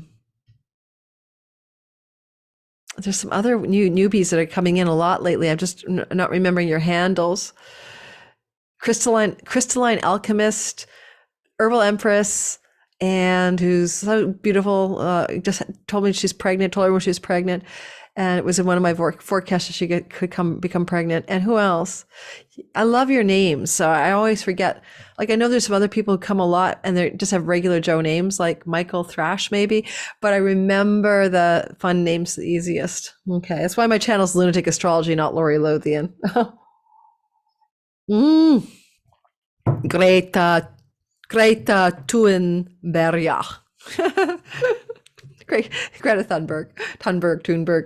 Oh my God. Okay, moving on. Ooh. Moving on. Virgo. Sun, Virgo moon, Virgo rising sign. Most accurate rising sign. Well, let's talk about what this is like for you as a sign, okay? First of all, Pluto moving through Aquarius is going through the house of sickness and health and work routines. Karmic debt, real-time debt, money, credit cards, or karmic debts, yes, pets and leasing and tenancies, etc. All right. Now, at the very practical level, this is really powerful because Pluto's about wealth, and you could power up a ton of money that helps you eliminate any real-life debt as a Virgo rising. This is also going to be transforming and overhauling the way you stay healthy. You've already gone as a Virgo rising through 3 years with Saturn in this house. A lot of you experienced karmic and other health challenges and work to remedy them. Pluto is going to kick ass here. I mean, honest to God, I like this transit for you. This is not you dying because you got Pluto here. This is a house of sickness. Pluto will come in there and he will transform, revolution, overhaul, regenerate something to do with health as well as work. Now, Pluto here could bring you into work that's Plutonian. I mean, helping, in darker places, Pluto and Aquarius could be getting involved in social movements that are deeply powerful and progressively regenerative for humanity. This is a 20-year story. So depending on your age, you may not even be thinking about working. You may be retired. But if you do want to work, it's all Pluto energy in the house of the work you do in the world. The work and the daily way you do the work. And, Pluto will continually trine your 10th house of career and connect with Venus there. So Pluto Venus could be work that has to do with powering up women in the next 20 years, powering up beauty, powering up cosmetics, powering up art, powering up love. powering up wealth through your career. So this is a new story for Virgos, and you're going to love the April 11th timeframe, because that's when you get your first taste of the power Pluto Venus story from the 6th to the 10th house, especially if you're floating midheaven is in the 10th house. That's even more important. But anyone, your 10th house is still that career and reputation zone. And so during that Pluto transit, you're getting the first taste of it. And certainly if you're a Virgo rising in the first 3 degrees, because of the Venus part, you feel it a little bit more intensely, but in April 11th this year, but it's a gist of it. You know, Venus is going to be co-present. There's going to be a sign-based trine between Pluto and Venus basically every year between now and 2044. So it continually will push you toward more power and more wealth through career and work and service and purpose, because the 6th house is service. Seva, how are you here to be of service to the greater good? And boy, is no one who wants to serve the greater good or be of service more than a Virgo. If you're lucky enough to have a Virgo in your life, they are the acts of service kings and queens. And so Pluto is that you want to be of service in ways that are potent, powerful, and transformative. But then with Venus transit in your 10th house, maybe something to do with women or women's or Venus areas of reality, you know? Yeah. Okay. Also, there's an early taster of the tension you're going to get every year between Mercury and the Sun and Pluto. This is April 3rd and later on April 20th, Mercury Sun in the sign of Taurus in the 0 degree mark. Well, Taurus is your 9th house of academia, book publishing, foreign lands, third marriages, and one of the systems I use. Of course, foreign shores and foreign lands, spiritual philosophy, religion. Okay, so all of that energy of the 9th house, every single year around the same time, April, there's going to be a tension between Pluto in your 6th and the 9th house, 6-9 tension, basically. There could be tension from things going on in your work and career space at odds with your spiritual philosophy, with your wisdom, tradition, stories, with your third marriage partner, with your father and father figures can belong to the 9th house, patriarchal figures.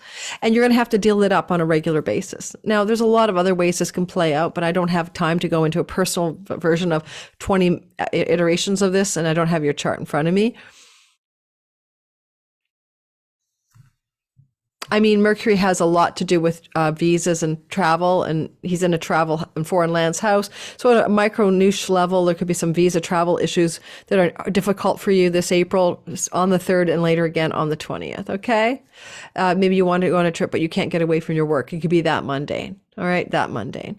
But on the other hand, there could be something to do with a pet and difficult news about a pet. I don't know how that would work with the 9th house. You can't take the pet home. You can't get the pet imported from another country, that kind of thing.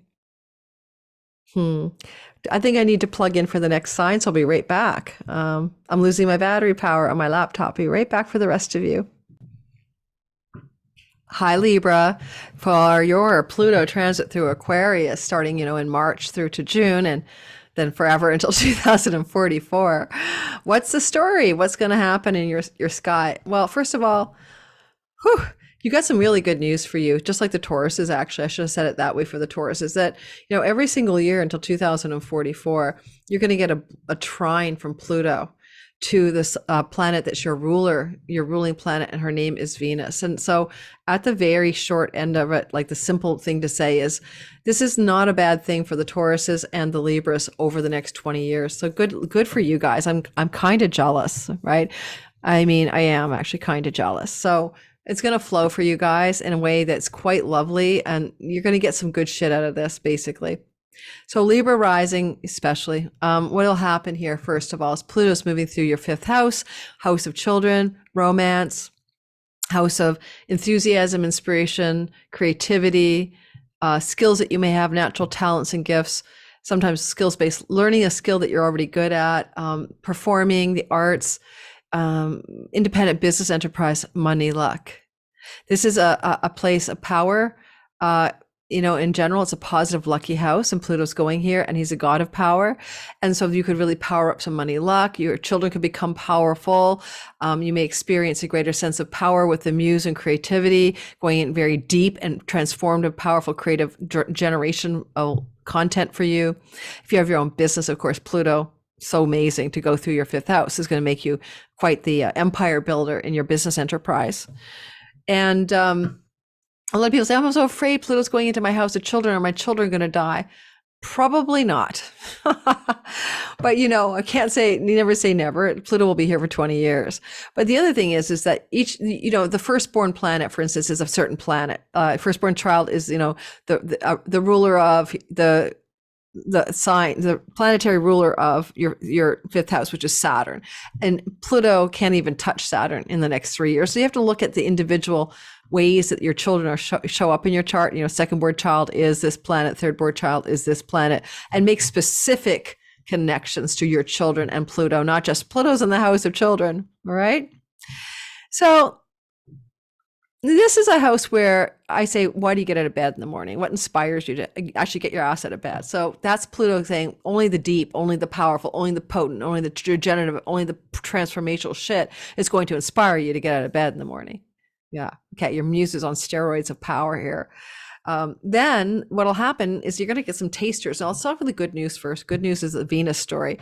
I mean, Venus every single year until 2044, every time she goes through your ninth house once a year, ninth house of God, we'll look over at Pluto in your fifth house. And these are two money houses, positive luck houses. These are very deeply connected to purpose and your purpose in life. All right. These 1, 5, 9 houses can bring wealth. They can also bring purpose. And so as this is happening, wealth and purpose, every frigging year, what do you think is going to happen by the time you get to 2044? You're going to be the queen or king of wealth and purpose. You're going to get it, really seal the deal here, nail the landing. So I think that you might want to look at it on a very mundane level, like power, Pluto, fifth house, Venus, ninth house. You could have some kind of financial opportunity from a foreign land, a court dealing going your way. You could have some woman in a foreign shore bringing something positive. You can have an inspirational moment with a book that you already secure an agent just on spec. Ninth house is book publishing. Ninth house is foreign lands and academia. Religion. All right. You might find yourself powering up with some kind of spiritual religious path that's very feminine. Venus is up here for a while. Pluto, power, inspiration. Ninth house, what you believe in, what's your spiritual philosophy. But look for something positive. It could be financially positive because ninth house is kind of bringing Lakshmi, luck, wealth, and that there's luck and wealth in the fifth house. It may have to, though, deal with ninth house features, like you bought a lottery ticket from a country you don't live in, for example.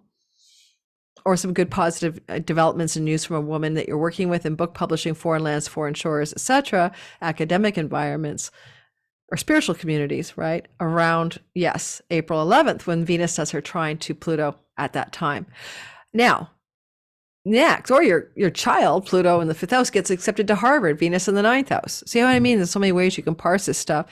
Then there's a gnarly square that you're going to experience every year between the Sun and Mercury and Pluto. And this is this year, Mercury, April 3rd, Sun on April 20th, in the sign of Taurus, in the eighth house of chunky money. You share that money with your spouse, your business partners, inheritances, tax payments, taxes, mortgages, insurance payouts, money that's unearned, basically, stock investments. Mercury square Pluto is do not speculate. Like this would be like, oh, I'm going to buy like this stock, put all my money in it. Kaboom. You know, that would be gnarly. That could be literally already happening though. So look to, you know, April 3rd for some bad news about your stocks, for example, or April 20th, some other bad news about your money or shared resources or challenges around those things. It doesn't have to be bad news, but whew, you know, the eighth house is a house of inheritances and Sun is a father figure. And so Mercury's messages and news. Are you going to hear that there's an inheritance coming to you from the deceasement of a father-like figure? It doesn't have to be your dad. It could be a grand uncle, an uncle, a father-like figure.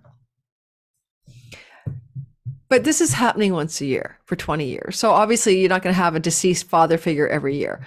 This is where your chart matters, where your specific chart matters. Certainly if you were born if you're Libra rising in the first 3 degrees of Libra, this story is more germane to you over the next 2 years. Okay.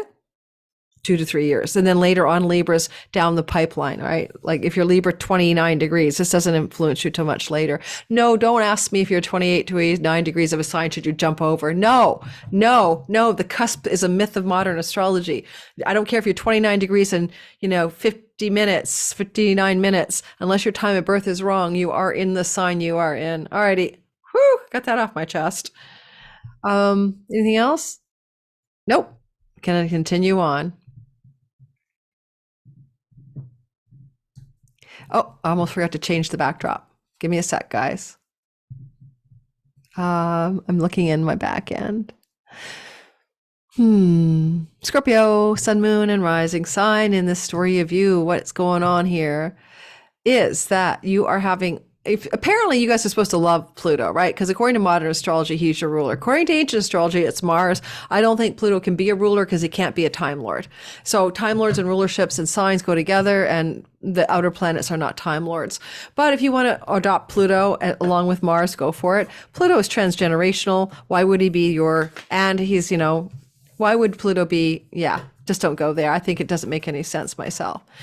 So Pluto, though, which you might or may not think is your ruler, Pluto is moving through your fourth house, property, home, land, and real estate for 20 years.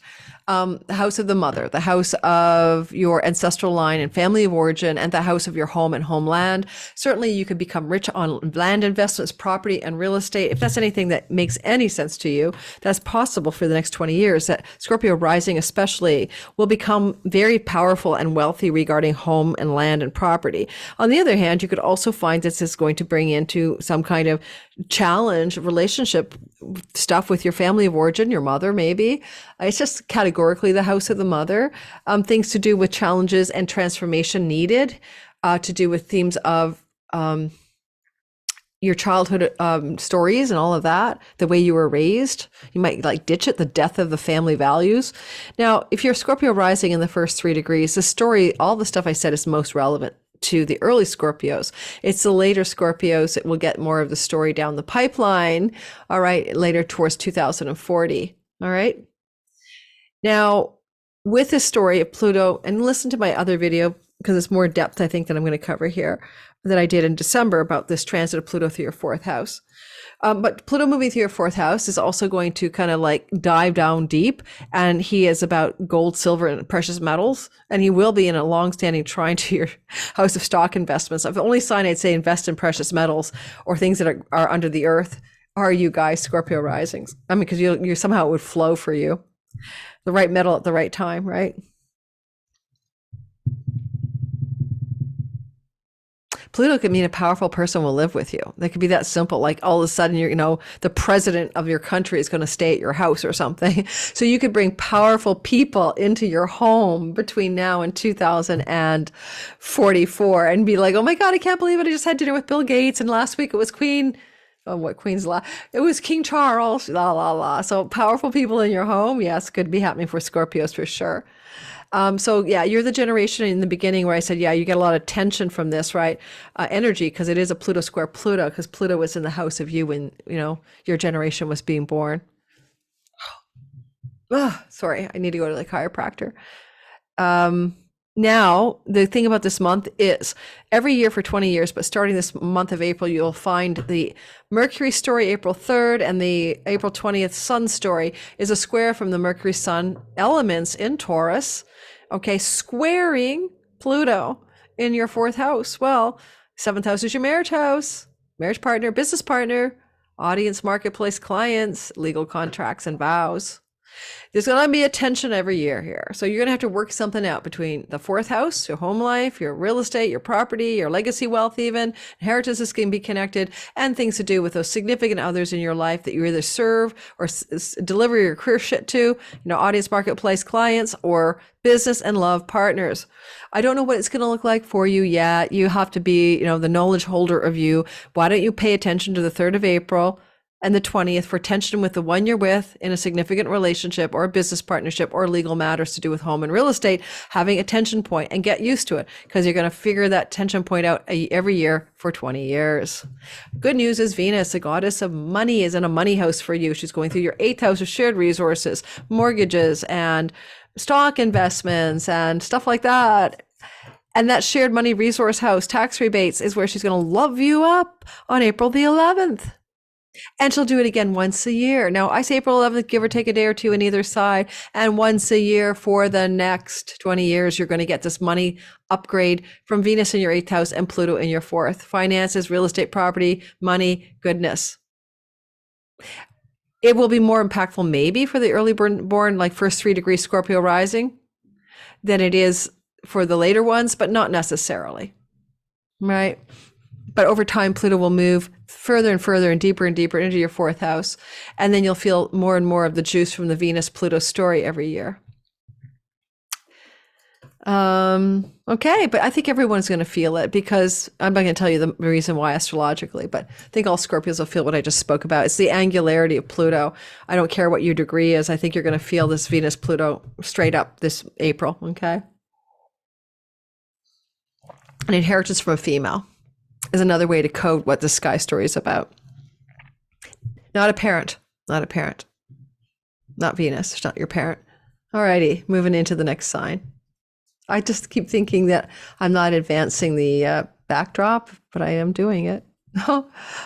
This is going to be a 2-hour video, isn't it? You're still watching in the live premiere. Please hit my like button.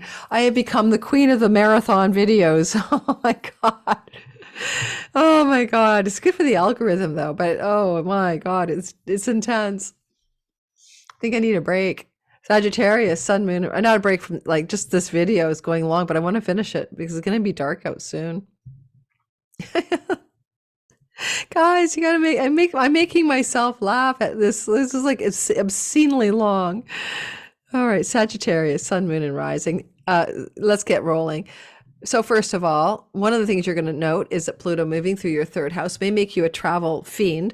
Power Pluto travel, usually domestic or local or not too far away, but a lot of travel intensity and power coming through travel.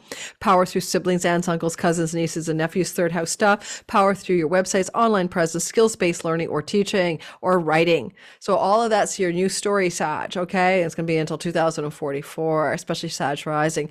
Then on top of that, longer narrative. Every single year, you're going to experience a new narrative here.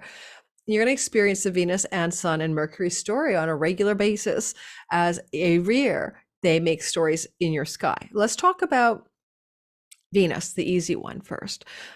This time on April 11th, give or take a few days, and every year around the same time in April, you're going to have Venus in a trine to Pluto from the 3rd to the 7th.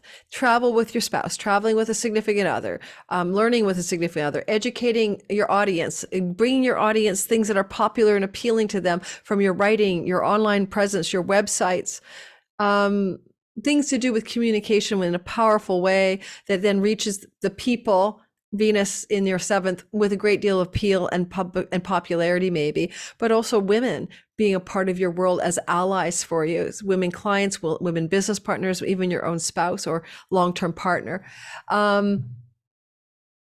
Harmonious and flowing females of power entering your life over the next 40 years, basically on the regular. Every year, this story picks up a pace. Certainly, it's more accurate for the first 3-degree Sages, or you could say most impacted most directly in the next couple of years. But all Sages will feel the vibe, and it won't just like stop, and it all be felt by you anyway.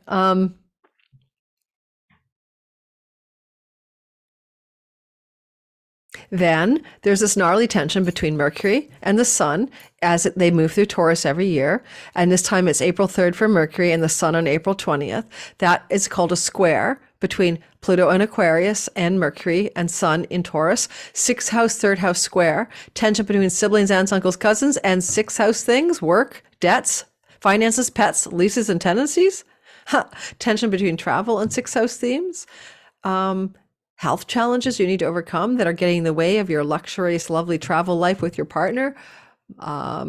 And need to settle into some work routines in a way that's conflicting your desire over the next 20 years to travel.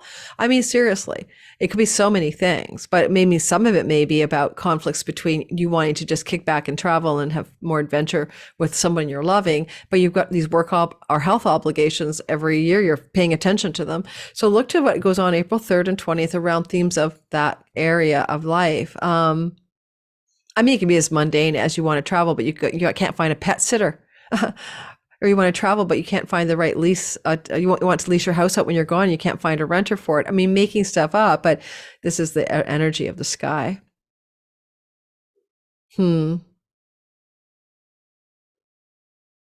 That extended family may be very much about it. You know, Pluto coming into the house of siblings and extended family like aunts, uncles, cousins, and all of that.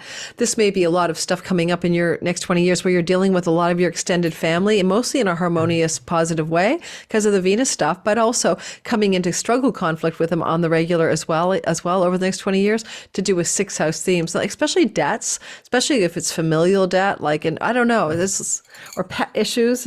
Your family never wants you to travel to visit with your pets. So you have to leave, you know, your big giant Great Dane at home with a dog sitter. I mean, these are silly things, but this is some of the ideas of what I can come up with. Alrighty, let's keep going. Let me know how it goes, okay? Check in with me. I want to know what's going on in your life around that gnarly tension of April 3rd and April 20th for Sagittarius. And I lost my back end to change the sign. Hang on. Capricorn, sun, moon, and yeah, rising sign people. Well, if you're a Capricorn, grounded, earthy, material, resourceful being that you are, which nothing seems to rattle you guys. But anyway, what'll go on is finally you'll say, hey, Pluto, thank you for getting the hell out of my sign, especially you Capricorn rising, where he's been since 2008. So we cheer you on. We give you kudos. We should all be asking you, how was this experience? Don't forget, Pluto takes 248 years to go around the zodiac. So some signs rising or sun or moon are not going to experience this in their lifetime. So we give kudos to the Cappies and say thank you for your service. Let us know what you learned.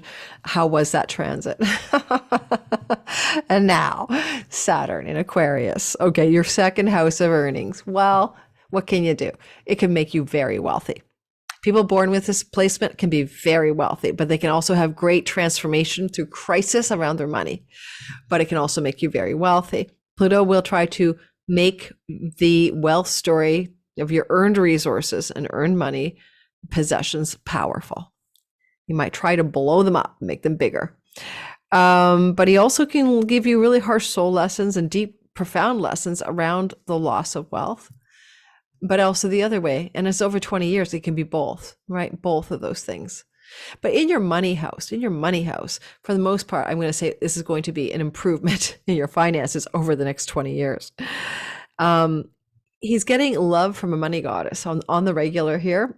Every year when Venus moves through the sign of Gemini, she will look back over her shoulder and trine him. That's going to also be true when she moves through Gemini, but we're covering what's happening in April. And so you're going to see like career, money, and resourcefulness and work stories picking up over the next 20 years for Capricorn people rising especially. This is a surprisingly good story around money. And, you know, you could very well find work or career paths that are incredibly lucrative. So look to what's going on April the 11th. That maybe Venus going through the workhouse starts to show you her hand about how she wants to make you more wealthy. A raise, a promotion, a boss fired and you get the position. What's changing in the workhouse? Also, you can improve your health through foods that you eat. A lot of Capricorns are going to look at their lifestyle regarding substances they put in their mouth, including alcohol, cigarettes, vapes, nicotine, hopefully not crack cocaine. And they're going to start changing it because Pluto will transform that. And Venus, a goddess of pleasure in the sixth house of health, will be saying we're only going to choose the healthy things to stick in our mouth. And Venus can help you eliminate debt, credit card and otherwise, as she moves through your sixth house every year. And Pluto would say, we'll take that. Money, money, money in the pocket, in the bank account, and debt eliminations. Or Pluto will help her eliminate your debt. Certainly, that's all possible. And then the gnarly tension is every year, Mercury and then the Sun will all connect in Taurus to your square Pluto story in Pluto's transit through your money house, second house of earnings. Well, this is an energy of children, your fifth house. This is this April 3rd and 20th, but it's going to happen yearly in some different degrees and times.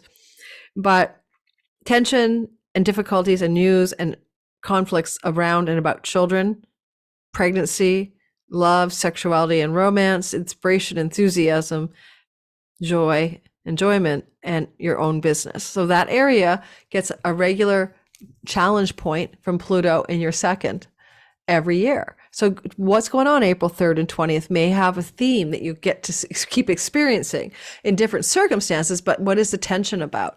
I mean, your joy spark is the fifth house. What enlivens you?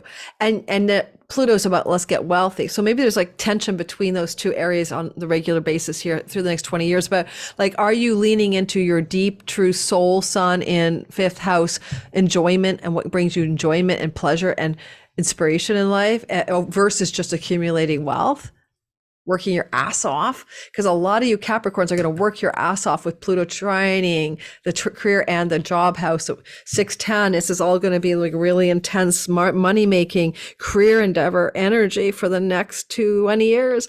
And every now and then you're going to get a knock on the head from Mercury and the sun going, are you having fun? Okay. Or your kids are going to push back, or your romantic partner will push back at you. So see what that looks like April 3rd and April 20th, and get an idea of whether or not you can sustain that for the next 20 years, or you need to change the story. All right, Aquarius. I'm going a horse. Aquarius, sun, moon, and rising sign. Are you in the premiere? Are you watching live, or are you watching later on and you haven't hit the like button, subscribed, or hit my notifications bell? You don't know what you're missing. Please check it out. Do it. Try it out. Check out all my courses in the description box. Just check out what an Aquarius rising, I'm doing in this reality. All right. First of all, Aquarius rising. We have lived through Saturn moving through our first house. He's now leaving. Yay. And now Pluto is also telling a new story for us as well. He's moving through the house of us, of all the signs, especially the rising Aquarians, because your sun Aquarian, that's your dad. Moon Aquarian, that could be your mom and mother figures, father and father figures. Why do we listen to a rising sign? Because it's all about us. Yes, all about us. So if you are an Aquarius rising, especially, Pluto is moving through the house of you, not the house of not your sun and moon, which could be father and purpose, and moon, home, security, emotions, and body sometimes. But yeah, so having Pluto move through the house of you, or us, means that we are going to be the leading power force for humanity over the next 20 years, and our own lives are going to dramatically transform. I need to get a crew of Capricorn people together and ask them how they dealt with it. But if you're a first degrees, like 0 to 3 degrees Aquarius rising, you're going to feel it the most. If it's your sun and moon, it's on your dad or on your mom, really not about you necessarily. But if it's on your rising sign, you have the first 3 degrees of Aquarius rising, you're really going to feel this early on. Whereas like people like me down the pipeline, 16 to 18 degrees Aquarius rising, you don't feel this for another 12 years or something. So we still feel it, though. I talked about this in the beginning. Like, it was just some kind of like heavy breathing character outside your bedroom door, and he hasn't crossed the threshold into your bedroom. I don't know why I picked bedroom today. You're going to feel that, right? Like whether or not he's actually in the room with you, right? So all of you Aquariuses are going to have a tonal shift, a feeling of something new coming into your life, empowering feeling maybe, and then beginning this March through to June, right? And then this is a new story for 20 years. However, you may transform yourself physically. You may have big identity transformations. I am what? You may become powerful. You may become the mafia boss, Don Corleone. You may become the one with the wealth. You may become the power one, the powerful one. It all depends on who you are and what your relationship is to the Lord of your sign, which is Saturn. Like I have Saturn in dignity in Aquarius, so I'm going to do fine with this transit. But you know, if your Saturn, your Lord of your sign, is in difficult straits in your chart, and Pluto's coming through that house, I can't guarantee what that's like. I'm not your astrologer unless you come to see me, and I'm booked up now until like September. So I think I'd say for you guys, test the waters this year. See what it feels like during this shorter window of the time. We're going to give you the dates about how you're transforming, how you're becoming regenerated, and how you're dying and being reborn into new identities.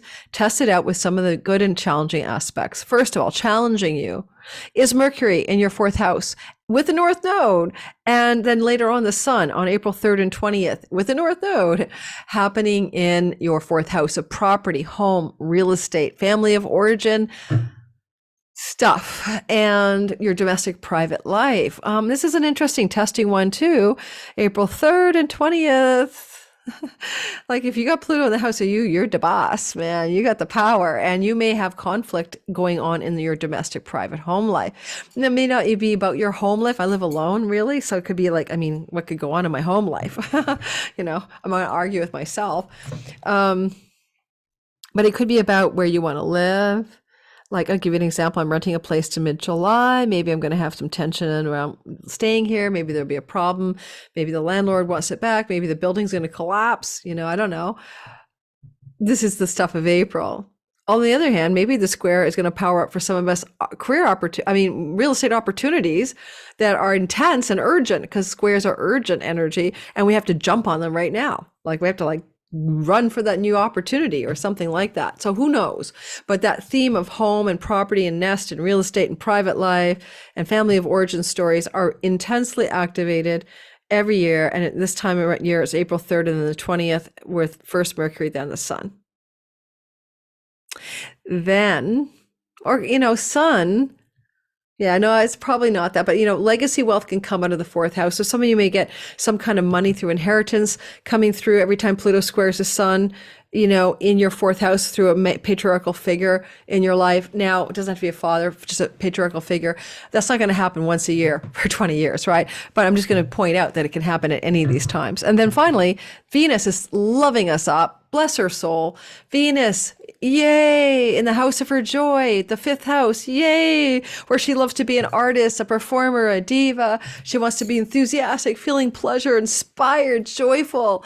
She wants your children to have good luck. She wants you to have children. She's like, makes babies when she's in the fifth house. So if you're an Aquarius rising and you want to get pregnant, be careful when she's here.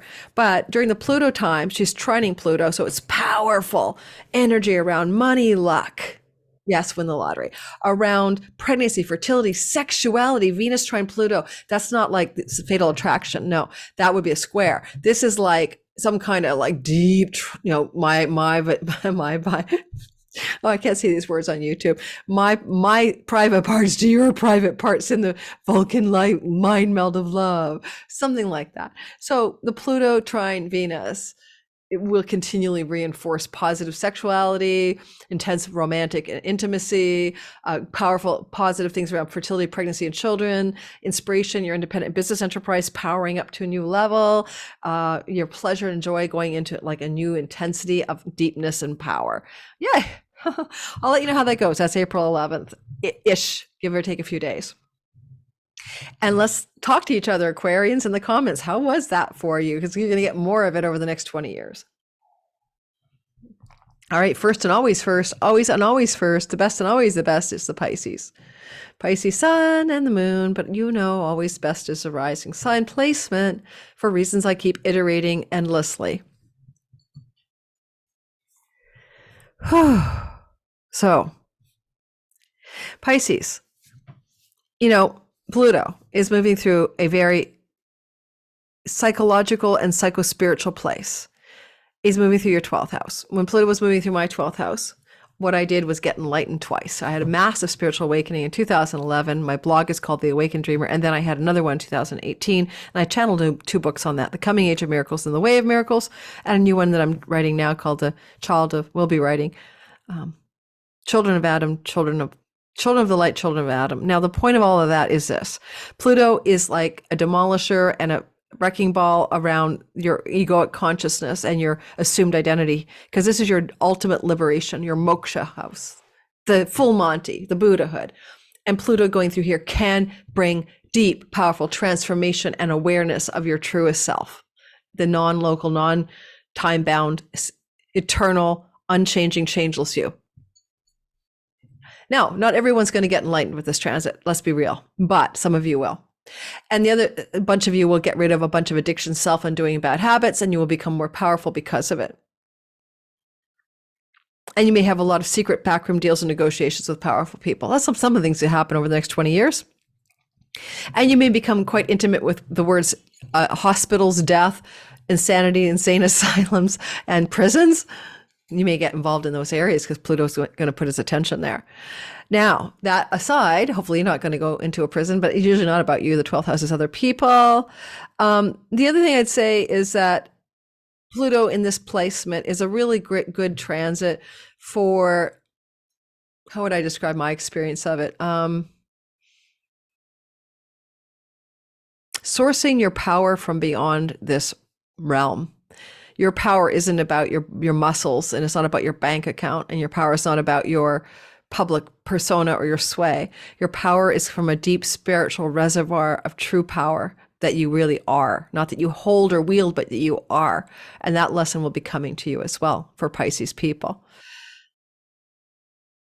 There's a lot I can say about this transit. That's a whole other ballywick of a video for you guys, because it will power up some potential money stories for you.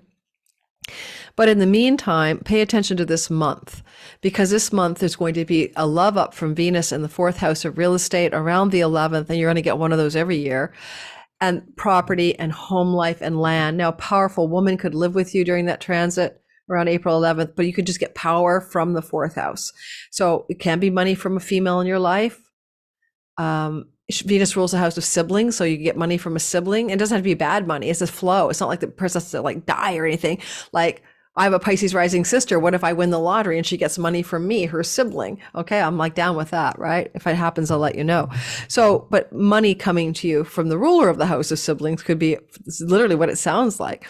But there's also beauty and enjoyment coming from home, powering up something positive in your house of self-undoing and self-sabotage and addictions and stuff. So you may be resolving something there through it in a deep and meaningful way. You may be unhooking from your family of origin, ancestral line, family stories. You may unhook from those during the Venus transit every year through Pluto, Venus trine in this part of your sky. So look to see what those things look like on April 11th. And finally, again, it could just be some good money situations coming through to do with property, real estate, home, and land.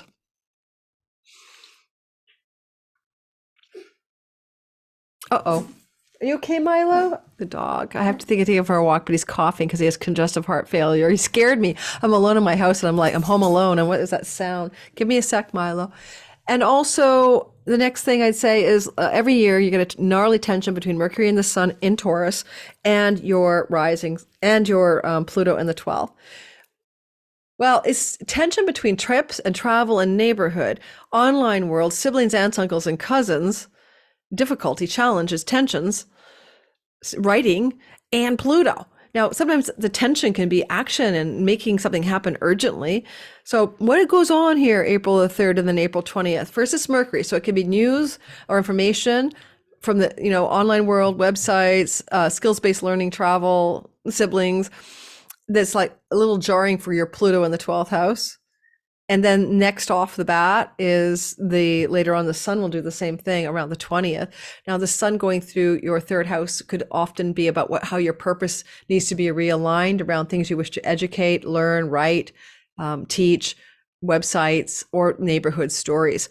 Like, honestly, be careful what neighborhood you choose to live in, knowing you're going to have a Mercury Sun up square to Pluto in your 12th house. Like, don't go into a neighborhood which every second store is a bar if you have an alcohol condition. Like, because you could have like there's problems and tension from the hood into your like soul work. Find a neighborhood that's good for you is what I'm suggesting. Don't pick any old neighborhood. If you don't like skyscrapers, find a place in nature. I mean, because there's tension there, and your soul work is what Pluto's up to in your 12th house. But yeah, of course, you could have conflict with family here because you're all your extended family, neighbors as well. Yeah, I almost forgot that. So like, be careful. Like, you could have a conflict with a neighbor April 3rd and then April 20th this year. And that could come up every year, some kind of neighborly conflict or tension. So you don't want that. So you're going to look at the theme of neighborhood with a scrutiny, real scrutinizing of that. Everyone who is a Pisces rising over the next 20 years really need to dig into, like, what is your ideal neighborhood? Where do you want to live? What would bring you the greatest pleasure and joy in neighborhood and enjoyment? Now, lastly, I guess I could say for the third house, it is about travel, right? So it's usually not foreign shores, it's travel though, like maybe within your country or within your continent. And there's tension here, like you want to travel and then Pluto's like kind of sea blocking it in your 12th house. And so, because also the 12th house is foreign lands. And so are you having travel issues arising on the regular basis over the next 20 years between foreign shores and travel and local travel or travel issues in general? Look for glitches around travel then, April the 3rd, especially with Mercury, the patron of travelers, involved. And then again on April 20th. Now, is it urgency around travel or problems with travel? I don't know, because basically squares can bring urgent action decisions as opposed to necessarily just problems. All right. So I'm wishing you the best for you, Pisces. And I hope that that made some sense for you and that you're going to do your soul work and all get enlightened in the next 20 years. We need enlightened Pisces on the planet. All righty. I'm out of here now. I've been talking for a dog's age of 2 hours, I think. If you're still in the premiere, hit my like button, check my description box for everything I have. I want to start creating educational content on YouTube. That's free, but I encourage you to join my Patreon community or check my website. I teach a monthly class called the Athenium mini classes. Like I'm doing one every month. And if you go to my website under the Learn Astrology page, you can study with me. It's $25 a class. If you're my Patreon, you get it free depending on your tier, or you get it discounted at various levels, and a lot more. So just, Patreon is like cancel your subscription anytime. So if you want to try me out, you can come on over. Ad free, early access, twice a month, monthly Zoom meetings, classes on the discount are free. But I want to create more educational content this year, and I'm vowing to do that. And I really want to teach the things that you guys asked me to talk about, and I'm going to create time for that when I'm taking some months off as well in the summer, June, July, maybe August even, to make more back-end evergreen videos and stuff like that. Thanks for being here. Thanks for all my regulars in the live premiere. I'll see you guys on the other side of this video for whatever I'm doing. I don't know when this is coming out because, as I said, I'm recording on February 28th. I'll probably give it to Patreon for 7 days ahead of you guys. And then we're going to roll into this public talk about this whole story of Pluto moving into Aquarius. It changes everything. Ciao, guys. Big hugs.